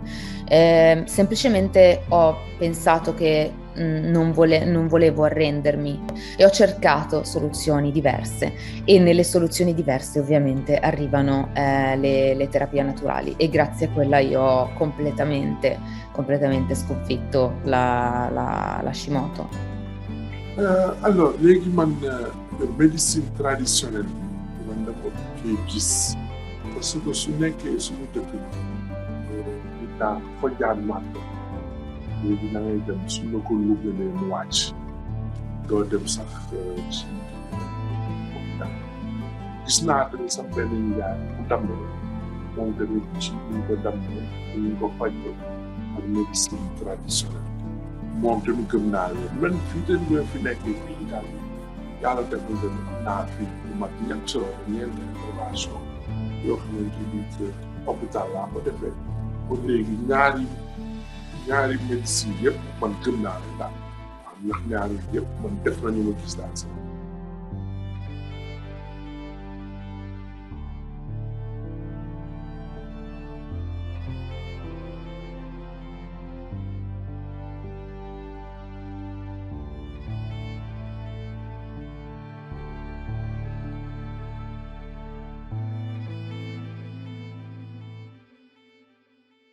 Mi devo controllare tutte le volte per stare meglio nell'arco della vita, ma non che decidono loro come devo fare io, specialmente dopo che ho sentito tutte queste cose a livello vaccinale. No, loro non sono padroni di me stesso, sono io il padrone di me stesso, non loro. Bisogna insegnare al paziente intanto come mantenersi in salute. Per farlo un minimo di nozioni al paziente gli debbono essere impartite. Dopodiché, nel momento in cui il paziente diventa padrone di questa nozione, diventa anche responsabile di quello che va a fare, quindi del mantenersi in salute. What I try to do is to suggest changes that tackle the root cause of the problem and the root cause of the disease. And then my clients have to go and make those changes by themselves. So there has to be the will to want to be better. Quite apparent since early on that early treatments work. Repurposed drugs, nutraceuticals, vitamin C, vitamin D, quercetin, zinc, etc., etc. They all help. But it's a multi-combination drug approach that works, especially in the early stages of the disease. Ho versato sempre, e poi il tempo mi ha dato ragione, l'applicazione di protocolli terapeutici, perché il protocollo terapeutico si applica e si può applicare soltanto di fronte a malattie la cui diagnosi è certa. Il Covid non è una malattia la cui diagnosi è certa. Well, in Western countries, you'd probably think there are no treatments. We've been told to go home, to isolate, to stay at home and do nothing. And if we can't breathe, then we call the doctor. Well, I'm sorry, this is called medical nihilism. And I have very, very sick patients, and I've lost 2. But I have to tell you, what has gone on has been beyond belief. How many of you have turned on a local news station or a national cable news station and ever gotten an update on treatment at home? What else? Ivermectin, the horse dewormer. Of course, it's not just a horse dewormer. It's been around for 40 years. It's won the Nobel Prize for what it did for primarily African people, because millions of them avoided losing their eyesight because of ivermectin. It's actually a miracle drug, and it's on the World Health Organization's list of essential medicines. And it's also one of the safest medicines known to man. It costs $1 a pill. So it's not just ivermectin, it's hydroxychloroquine. And just to put a marker on that, there's good modeling studies that probably 500,000 excess deaths have happened in the United States through the intentional blockade of early treatment by the U.S. government. That is 500,000. 500,000. That is a well-documented number. Okay? And it's a combination of hydroxychloroquine and ivermectin. Io ho curato migliaia di pazienti, non solo i pazienti iscritti in convenzione con me, ma pazienti provenienti da tutta l'Italia. Li ho curati, tengo anche a precisare, in forma del tutto gratuita, ma li ho curati sempre secondo scienza e coscienza e secondo quindi al quadro clinico che il paziente presentava, perché solo questa è la strada maestra per non fare i danni. Usiamo dei test di screening che non sono buoni. And what the health authorities have used is up to 40 cycles of amplification. And if you do that with this PCR, the inventor who won a Nobel Prize said you can find almost anything in almost any body. Il dottor Derek cosa ha fatto? Ha detto: scusatemi, fino ad oggi mi avete fatto sequenziare migliaia e migliaia di tamponi, mi avete fatto dire a persone positive, negative, che erano malate, che non erano malate, asintomatiche, basandoci su che cosa? Su un'apparecchiatura praticamente che non è in grado né di vedere virus né di darci un'unica sequenza genica, per cui io posso dire che quello che sto vedendo in questo momento dentro a questo virus, a questa macchina, sia quel tipo di quella sequenza genica. Cosa ha fatto? Insieme a 7 università ha preso 150 tamponi tutti usciti positivi sulla PCR e l'hanno risequenziato con sequenziatore virale, con sequenziatore genico, direzione virale praticamente. E scoperta incredibile, su 150 tamponi, mi sembra, non voglio sbagliarmi, sono uscite ben 46 sequenze virali differenti. 46 su 150. Cioè vuol dire su 150 tamponi c'erano 46 virus differenti. They've got the amplification turned up so high that the background rate, the so-called false positives, swamps the actual real signal. And they never show you the detail. They never publish detailed papers on how they did this test. They just give you cases and COVID deaths, and I'm afraid it's scientific fraud. Tukachukua sample za kondoo, tukachukua sample za papai, tukachukua sample za oili ya gari na sample za vitu vingine mbalimbali, tukavipeleka pale kwenye maabara bila wao kujua, na tukazipa majina. Sample ya oili kwa mfano iliyotoka kwa gari tulilipa jina ya Jabiri Hamza mwenye miaka 30, male. Ile ilileta negative. Tulipopeleka sample ya fenesi ambalo tuliipa jina la Sara Samueli miaka 45, female, matokeo yake yalikuwa unconclusive. Tulipopeleka sample ya papai tukaipa jina Elizabeth Anne miaka 26, female, papai lile lilikuwa positive.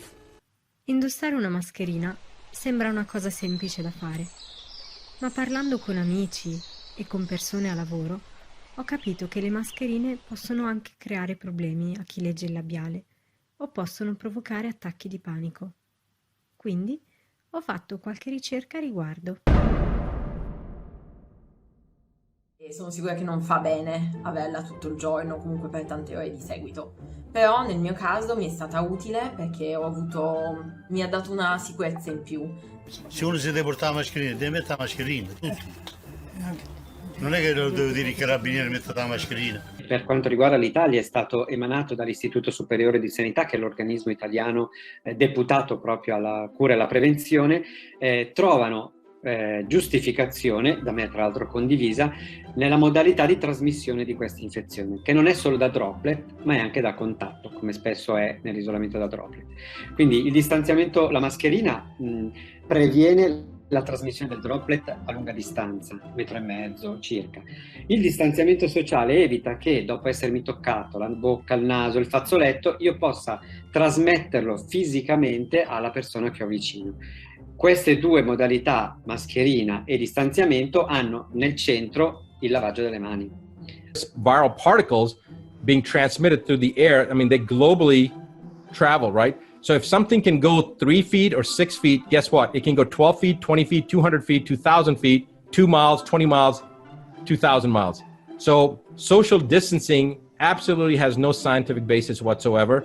People are continually reminded that, oh yes, there is something that's really dangerous, and they don't see you as a person. You become a hazard, you know, you become this walking bag of viruses. You know, that's how I believe that people can start seeing you, and to realize that I believe that the masks are just being used as a tool to continue the fear. I've had people saying to me, well, that's irresponsible because of you.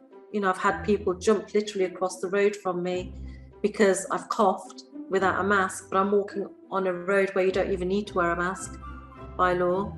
Credo come una museruola, psicologicamente parlando, anche un segno proprio di limitarci nelle nostre espressioni. But other people ought to be able to have the right and choice not to wear a mask. And by the way, on the question of hypocrisy, you just asked, you people at the podium are speaking without masks. Just once, I'd like to see a reporter say to Joe Biden when he stands at the damn podium in the White House without a mask, Mr. President, why aren't you wearing a mask? If you're a healthcare professional, whether it's doctor, nurse, healthcare assistant, there's always going to be some risk in your work. Allora, l'utilizzo delle mascherine è stato abbastanza dibattuto, se penso dalla prima ondata ad oggi abbiamo cambiato tot versioni, anche la scienza ha avuto dei passaggi inizialmente comprensibili, perché comunque è una novità. Allora, le mascherine azzurre, quindi quelle che noi comunemente chiamiamo chirurgiche, hanno una valenza ovviamente, assolutamente, sicuramente protettiva verso l'esterno.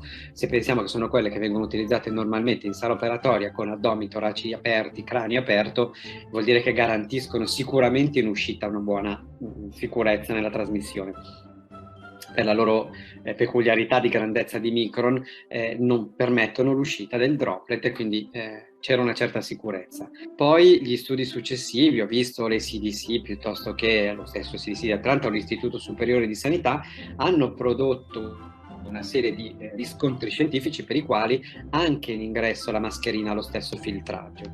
Però ammetto che all'inizio metti la FFP2, non ce ne sono, metti due, abbiamo fatto delle cose scientificamente discutibili col senno di poi, 2 mascherine chirurgiche, una dritta e una rovescia. Cloth mask over, which actually here and here and here where you could get leakage in is much better contained. All'operatorio è ovvio che la mascherina deve essere imposta, ma usare la mascherina per difendersi dalle malattie virali, a mio parere, è una semplice assurdità. Well, in relation to sort of virus particles and masks, I've got 2 health science degrees and I've been a healthcare professional for 18 years. I look at blood under a microscope, live blood, So I know the size of a virus particle, a bacteria particle. So that to me is enough to say a cloth mask doesn't work against viruses. Se il virus ti arriva arriva da una persona all'altra attraverso le cosiddette bollicine di Flug, quel virus non arriva mai con una carica virale tale da farti ammalare, quindi non ti trasmette la malattia, ti trasmette il virus e non la malattia. Il virus nella maggior parte dei casi già ce l'hai, quindi stare a interporre una barriera tra un individuo e un altro non serve assolutamente a nulla. In ogni caso trattasi comunque di una barriera che non protegge da nulla, perché la grandezza del virus è di gran lunga inferiore alla grandezza della trama della mascherina. In discoteca tu ci puoi andare, ma se ti siedi nel tavolino devi indossare la mascherina. Se vai in pista a ballare, no. So we got on the plane and we had previously changed our masks into FFP2 masks with a filter. They handed us these different masks and they said, can you please change your mask over? And they didn't have a filter, but they said we need to find a happy medium between the Italian government regulations and the airline regulations. So we had to change the mask to this one that didn't have a filter, and it wasn't an FFP2 mask, but it had printed on the side FFP2 masks. Employers obviously have to abide by health and safety regulations and PPE regulations. What's gone wrong is that the masks provided don't amount to PPE, because if there's a biohazard, which SARS CoV2 virus amounts to, then staff should be equipped with masks that equate to that level of risk. And the masks that are being issued aren't to the required standard. And in Belgium and Canada, noxious toxic substances were found in masks issued to healthcare workers. So the case for masks in the workplace is there, but the masks that are being provided simply aren't fit for purpose and are doing more harm than good. Non entra ossigeno, praticamente una minima parte, però incameriamo anche tanta anidride carbonica. Noi sappiamo che le cellule neuronali, per esempio, vivono di ossigeno, quindi far arrivare al cervello meno ossigeno significa mandare a morte una maggiore percentuale di cellule neuronali. Le cellule neuronali non si riformano, non si riproducono. E quindi nel momento in cui non si riproduce, normalmente ogni individuo nel corso del tempo perde milioni e milioni di cellule neuronali, significa che poi in tarda età, chi prima, chi dopo, arrivano alla cosiddetta demenza senile. Il lavoro è connotato dal rischio biologico, che non è eliminabile fino in fondo senza l'utilizzo di materiale monouso. Ho fatto fatica ad accettare questa cosa perché in ospedale l'usa e getta è una cosa molto comune.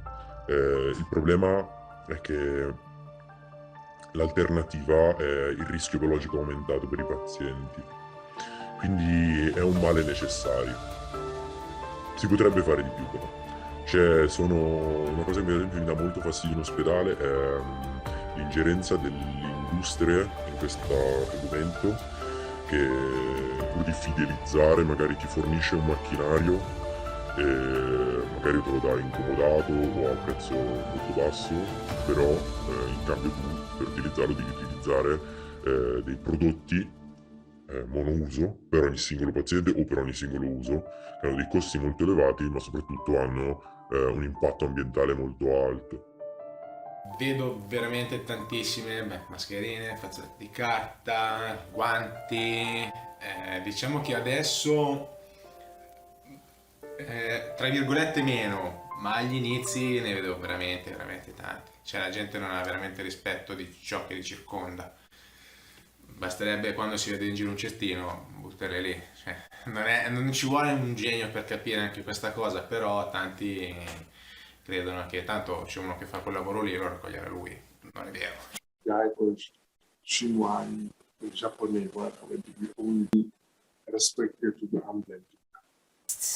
Half a century or more, we have depleted our soils quite severely from a lot of minerals and nutrients, which means the crops do not contain the minerals and nutrients they used to.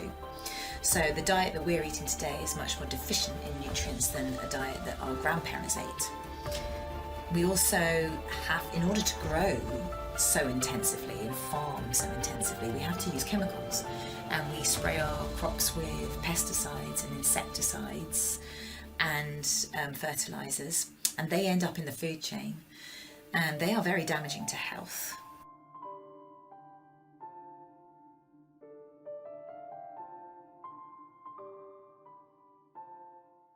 There's a lot of language of Bill Gates being a savior of the COP, and he's been presented around with heads of state.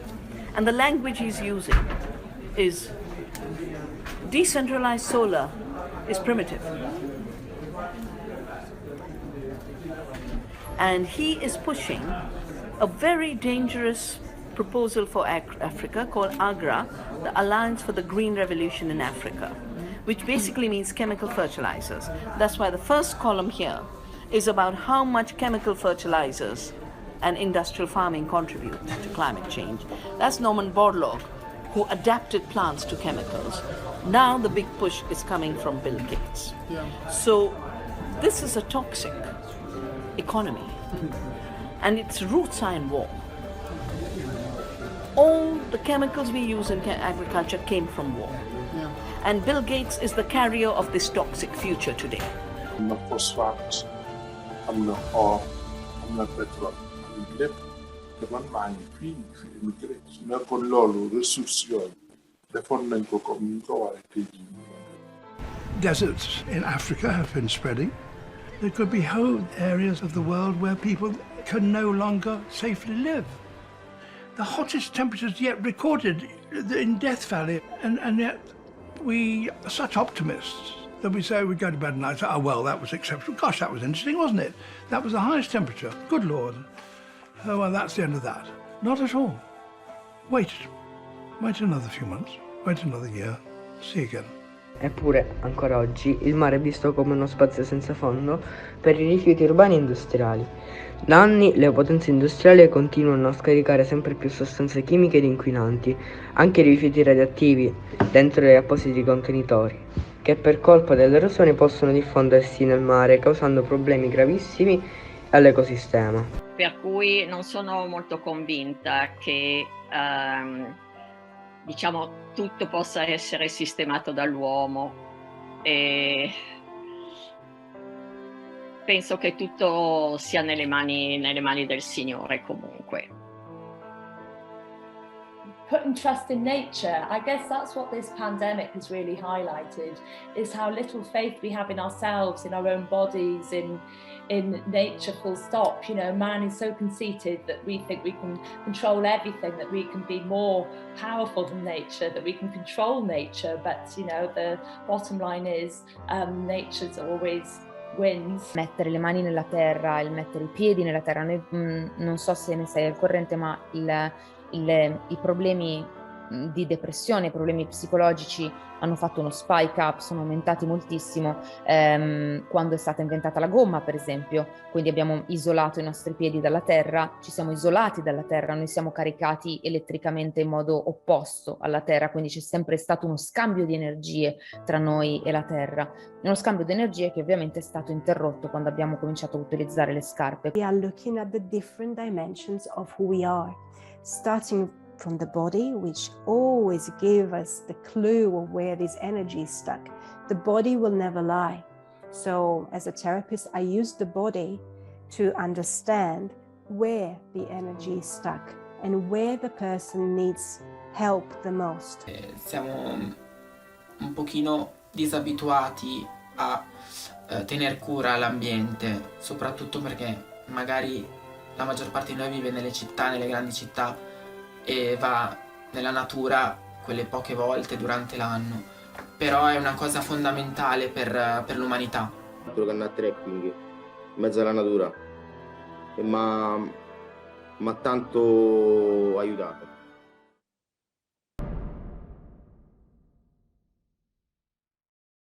Try and get an understanding of what was going on with the whole COVID thing, and how it was affecting us, and also looked at some other countries as well, because I used to live abroad, so did look into other countries to try and compare them to England. And yeah, I mean, in England, a great source of information for me was the Office of National Statistics. Con i mezzi di comunicazione moderni, attuali, troppe cose sono non verificate. It's hard, isn't it, in the internet age, because everything you read could be fabricated or altered in some way. Però vedo che le informazioni vengono insabbiate, e tra l'altro io adesso c'è solo una televisione che è privata e dà informazioni, ma secondo me stanno censurando parecchie cose. Si è equiparata l'opinione di persone che sapevano esattamente di cosa si parlava con persone che non avevano la più pallida idea di cosa stava succedendo. È stato un anno tremendo di confronti televisivi tra virologi e cantanti. Per vendere una copia in più, per avere un po' più di audience, raccontano le storie e utilizzano questo argomento in maniera molto ma molto strumentale. Cerco di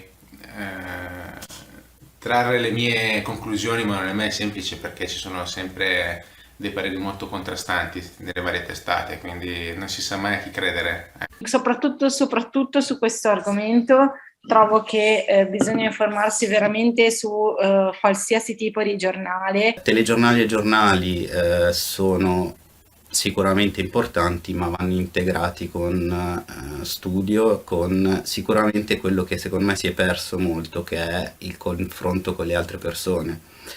Cioè nel momento in cui siamo chiusi in casa davanti alla televisione o leggiamo i giornali, ma non confrontiamo le idee che ci vengono in mente con altre persone, è un utilizzo passivo dell'informazione e lo trovo molto pericoloso.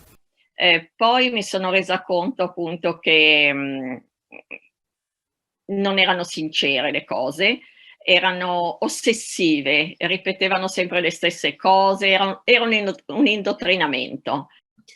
Often people do find out the truth as I see it and as it's written by professors, by individuals that are the specialists in their field with accreditations, with the validation that they are telling you this is really what's happening. But if you don't want to hear that because you're comfortable knowing only what you want to know, then you will deny the truth every time. Intento no fiarme de los medios de comunicación, de las grandes cadenas, porque en realidad es lo único que están haciendo es miedo. Ahora realmente todo se centra en la incidencia acumulada.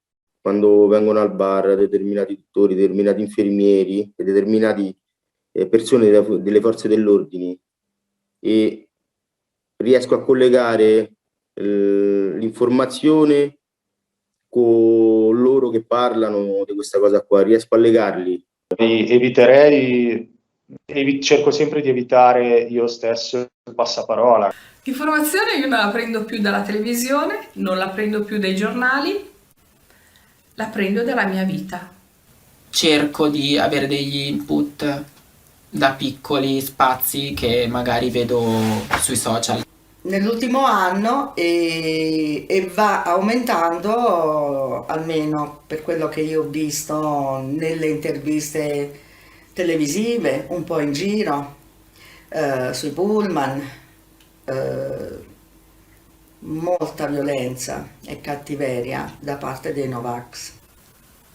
Especially when they started calling them Novax, because I felt like that was a really dangerous move. it was almost like they instigated people against the people that didn't want to take the vaccine. I personally have been called a disgusting pig of a woman and that I should rot in hell.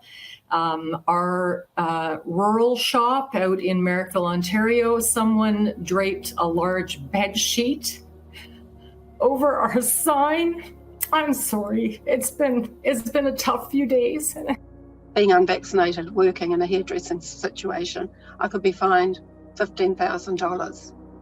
And I'm not sure, but I have heard that the person I was doing could be fined $4,000 for having the haircut. So it's just bullying and blackmail.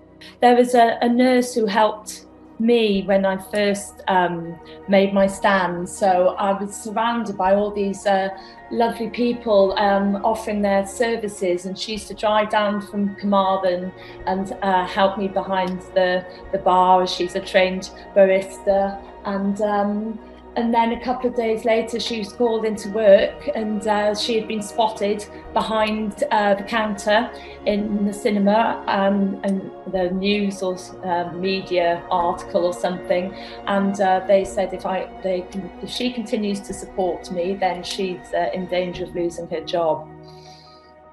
Loro pensano che è un consiglio quello che danno, ma in realtà non è un consiglio, cioè è più una pretesa, come vedi, cioè una discriminazione più che altro, perché tu non sei vaccinato, allora tu mi attacchi il virus più forte, anche perché oggi in classe si è parlato di carica virale, vengono in classe, dicono carica virale, se tu hai la carica virale più forte e tu me lo attacchi più forte, e ho capito, cioè mo è colpa mia che io non voglio vaccinare, ho capito, cioè io sto con la mascherina e tutto quanto, ci stanno 8 persone in classe positive perché sono anche vaccinate. Io penso che non c'è assolutamente nessuna discriminazione, credo che questa sia una parola sbagliata che nulla ha a che vedere col decreto che abbiamo approvato oggi. E aggiungo un altro punto, guardate, i vaccini sono davvero lo strumento fondamentale che ci sta consentendo gradualmente di aprire una fase nuova. Il regolare andamento del prossimo anno scolastico deve essere una priorità assoluta.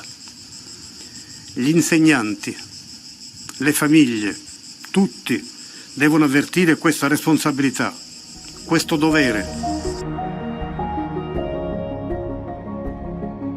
Aquí en España se llamó la policía de balcón, que era que nosotros mismos denunciábamos a nuestros vecinos, a nuestros amigos, a la gente de nuestro alrededor cuando no cumplían esas restricciones.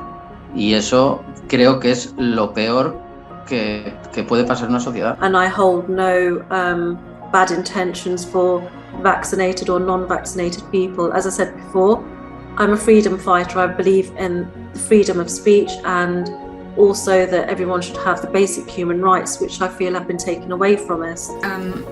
On social media, Instagram and Twitter, I started to see very dangerous posts. For example, I wouldn't want an unvaccinated nurse to look after my parents. Or if it was for me, the unvaccinated people deserve to die. The social media platforms should allow that, because there's no consensus out there. There's no consensus among scientists or clinicians about something like the vaccine. And I posted on YouTube.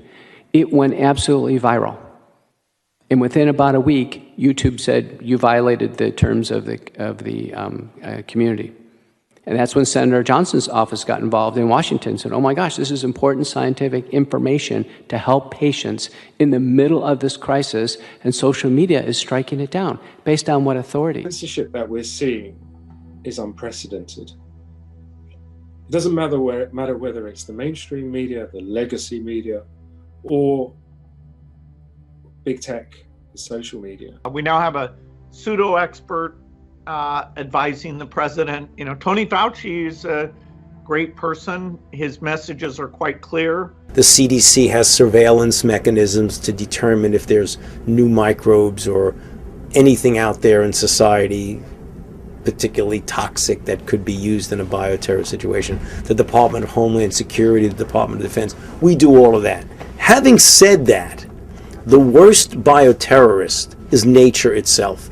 nature is very good. The next day at the same conference, Bill Gates appears and gives a talk as well, warning that we ignore the link between health security and international security at our own peril, and adds that it is only a question of time that a dangerous pathogen would spread, be it by a quirk of nature or by the hand of a terrorist.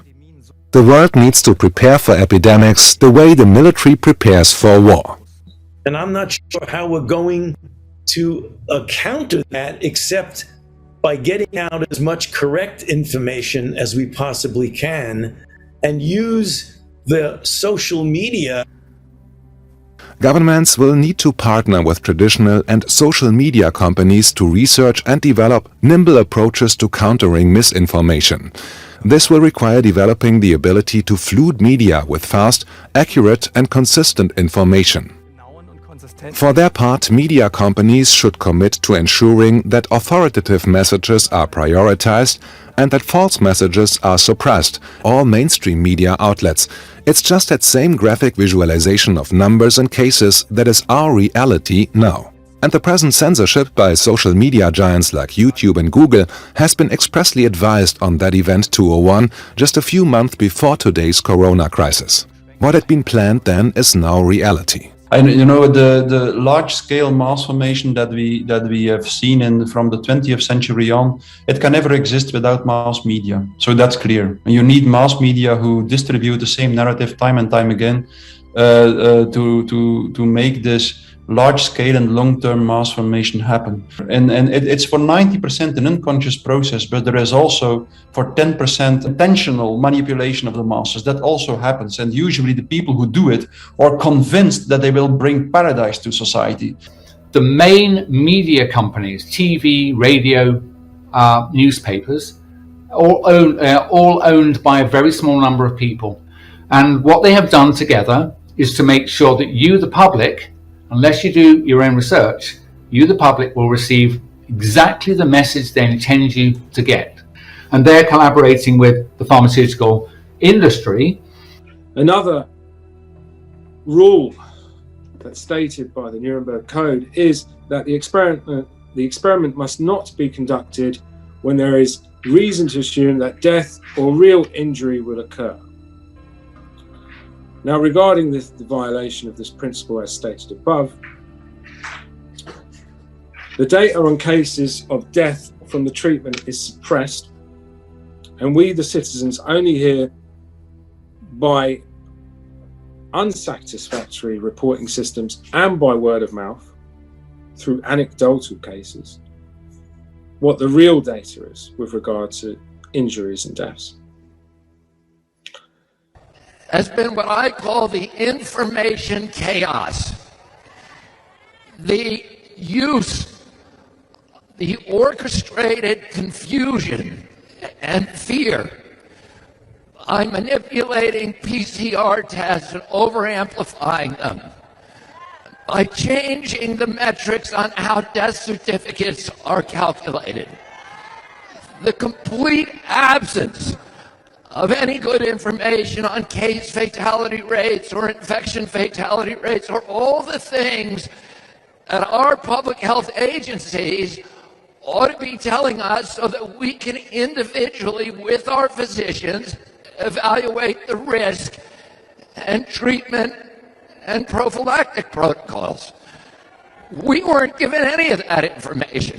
If you look at the Trusted News Initiative, that very much states that all of the news organizations and a lot of the online tech giants agreed to not promote anything that wasn't being authorized or recommended by the health authorities like the WHO.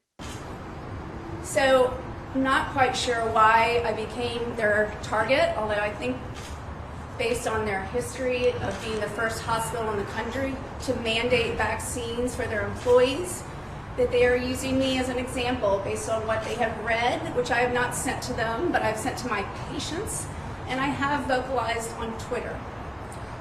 But since when is that a reason to take away somebody's hospital privileges, try to take away their license? If doctors can't speak about the treatments and their information is being removed, well, that's a crime. There are groups that are targeting doctors like myself that are just simply trying to speak about what they are seeing. And I don't have research papers to back what I'm doing personally. I have tons of data. I have tons of clinical experience. And when I speak to my patients about what is going on, it is based on my clinical experience. And that should be good enough. And I'm not sure in this day and age, apparently it's not. This is not based upon one particular group of doctors. This is a very wide sampling of doctors from different parts of the world with different types of training, with different philosophies, different belief systems, different religions. And you notice that they're all have the same thought process, same belief system, same understanding of science. We're not one doctor. We are 17,000 doctors. And scientists. That's more than the NIH, more than the CDC, and more than the FDA. These are all signed and verified. Durante il lockdown ho avuto tempo di fare qualche ricerca sulla Cina e ho imparato una cosa che si chiama sistema di credito sociale.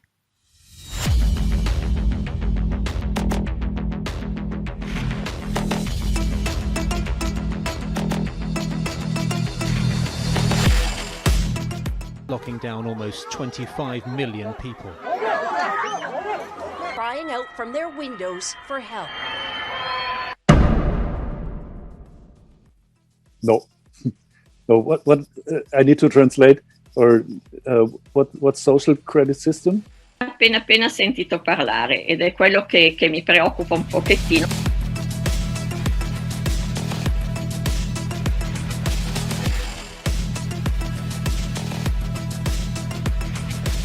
By facial recognition cameras that are able to instantly put a face to a name. Now the Chinese are also ranked, given a mark out of a possible 950 points. A score in the 700s is considered good, around the 500 mark is not. For now, the number is a sort of bank credit rating, keeping track of everyone's spending habits. 甚至会把一个善良的这个愿望呢产生了恶的结果。 Central bank will have absolute control on the rules and regulations that will determine the use of that expression of central bank liability. And also we will have the technology to enforce that. And that's it. And if they don't like anything else you're doing, they can freeze your money and they can absolutely control every aspect of your life. Dr. Fauci, I don't expect you today to admit that you approved of NIH funding for gain-of-function research in Wuhan, but your repeated denials have worn thin, and a majority of Americans, frankly, don't believe you. Even the NIH now admits that EcoHealth Alliance did perform experiments in Wuhan that created viruses not found in nature that actually did gain in lethality. But even the Chinese authors of the paper, in their paper, admit that viruses not found in nature were created, and yes, they gained in infectivity.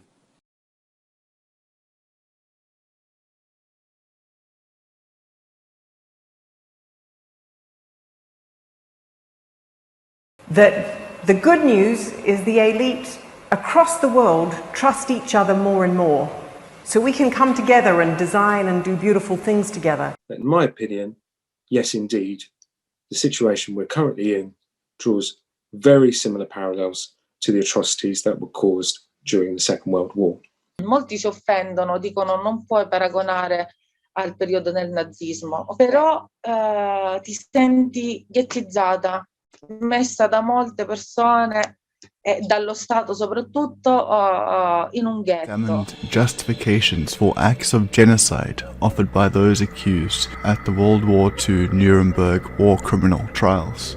Their defense often was based on obedience, that they were just following orders from their superiors.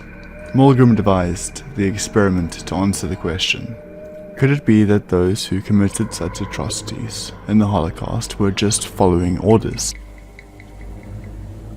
Continue, teacher. That is incorrect. This will be 345. The correct answer is fast bird. The next one, blunt.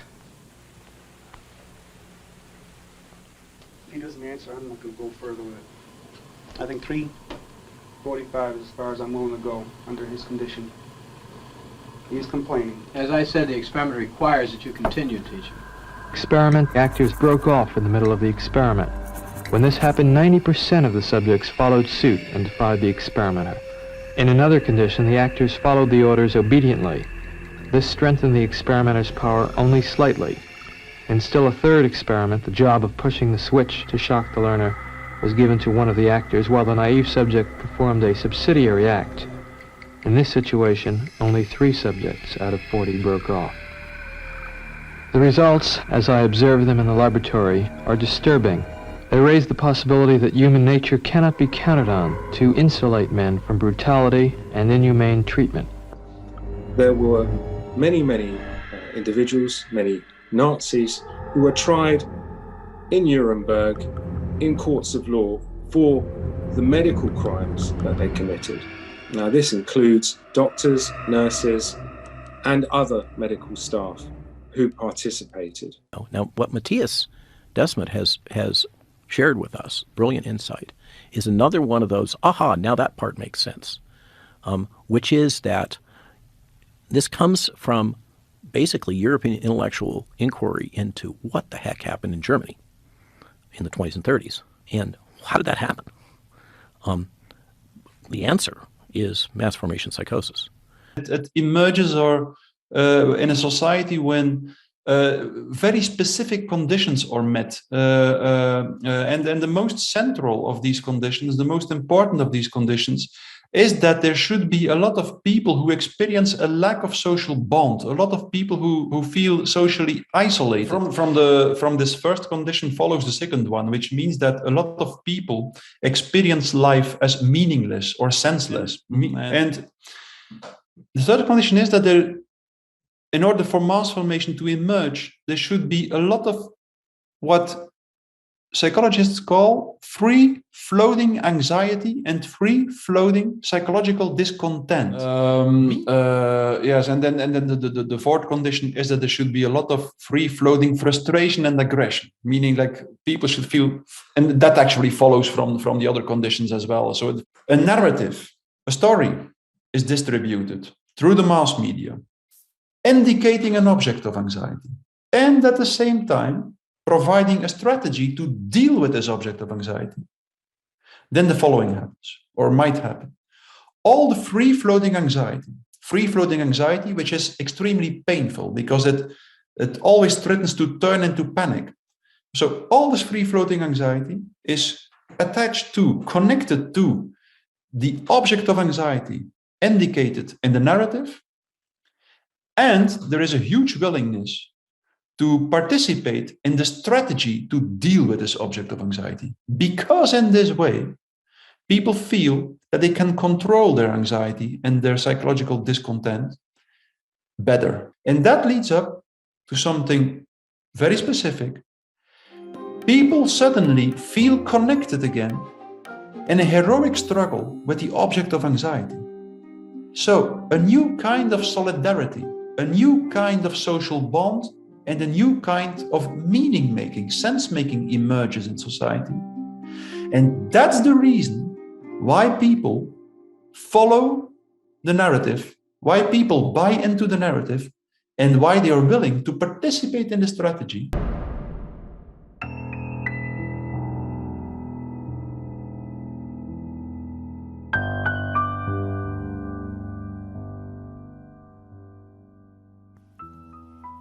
Tutti hanno un'opinione diversa sulle celebrità, ma ho realizzato che quando sono d'accordo con loro, allora tutti sono bravo, brava, ma quando sono in disaccordo non piacciono affatto.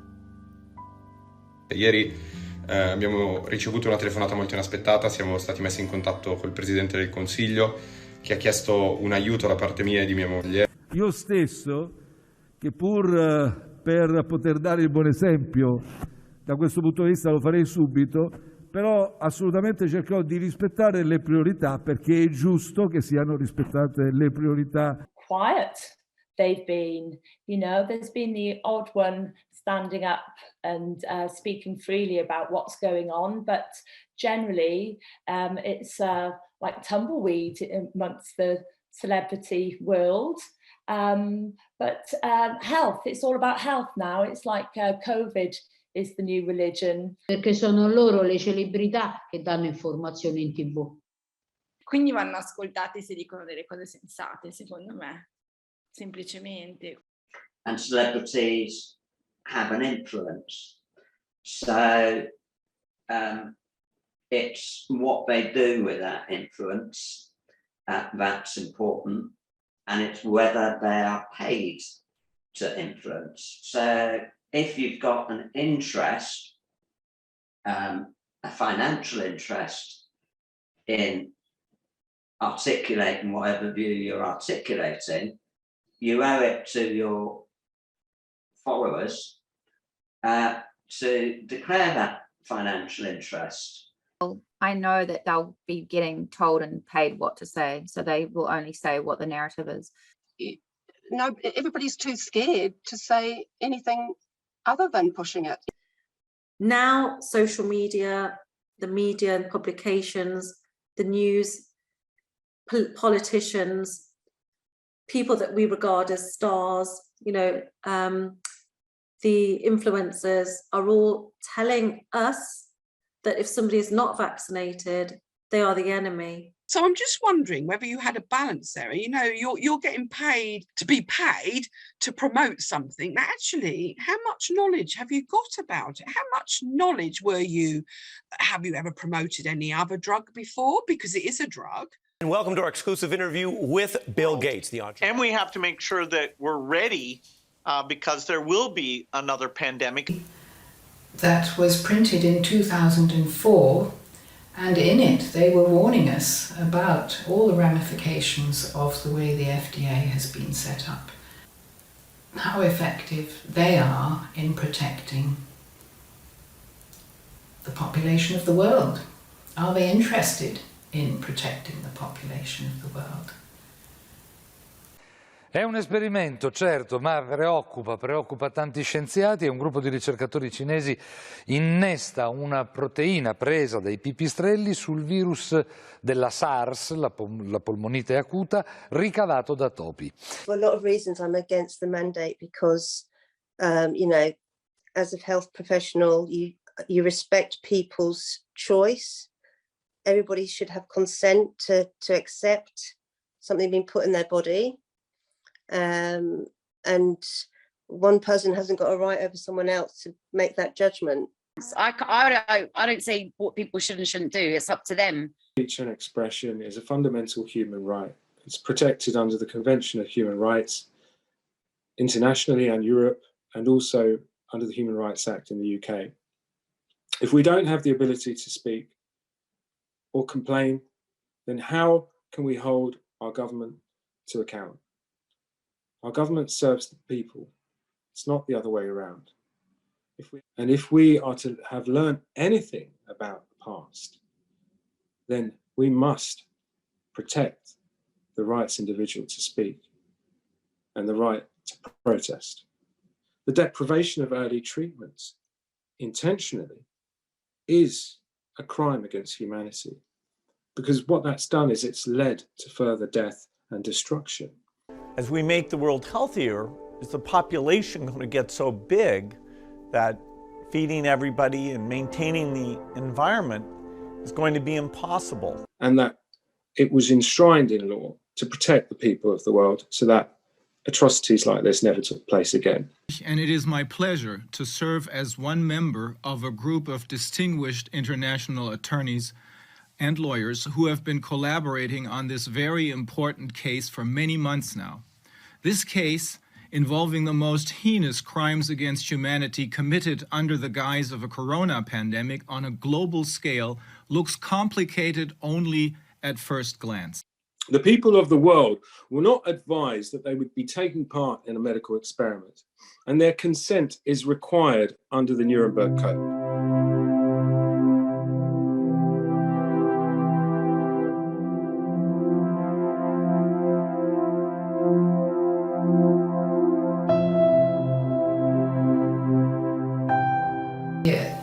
That we all have an opportunity to make a difference for one another.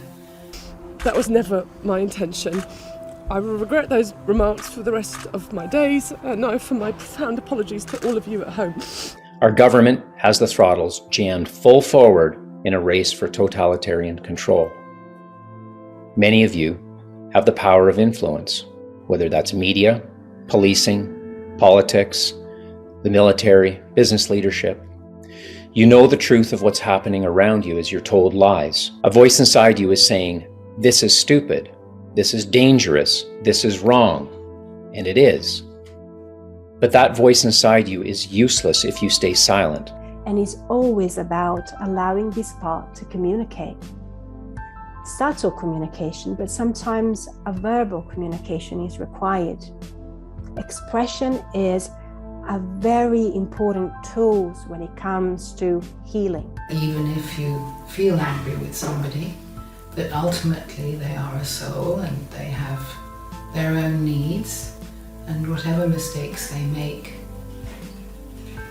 I think it's possible to forgive them. I do think that. Solitamente, se analizziamo il perché queste persone si sono comportate così con noi, riusciamo a trovare il modo per perdonarle. My stance in all of this is to say, here are the facts, here are the verifiable data, draw your own conclusion. Impara a usare nella tua mente parole e concetti che siano attaccate alle cose reali, vere che hai intorno. Non stare a sentire quello che dicono gli altri. Non costruire un linguaggio basato sulle parole degli altri. Fatti un linguaggio delle cose che sono reali per te, che importano a te, perché questo è il momento perfetto per farlo.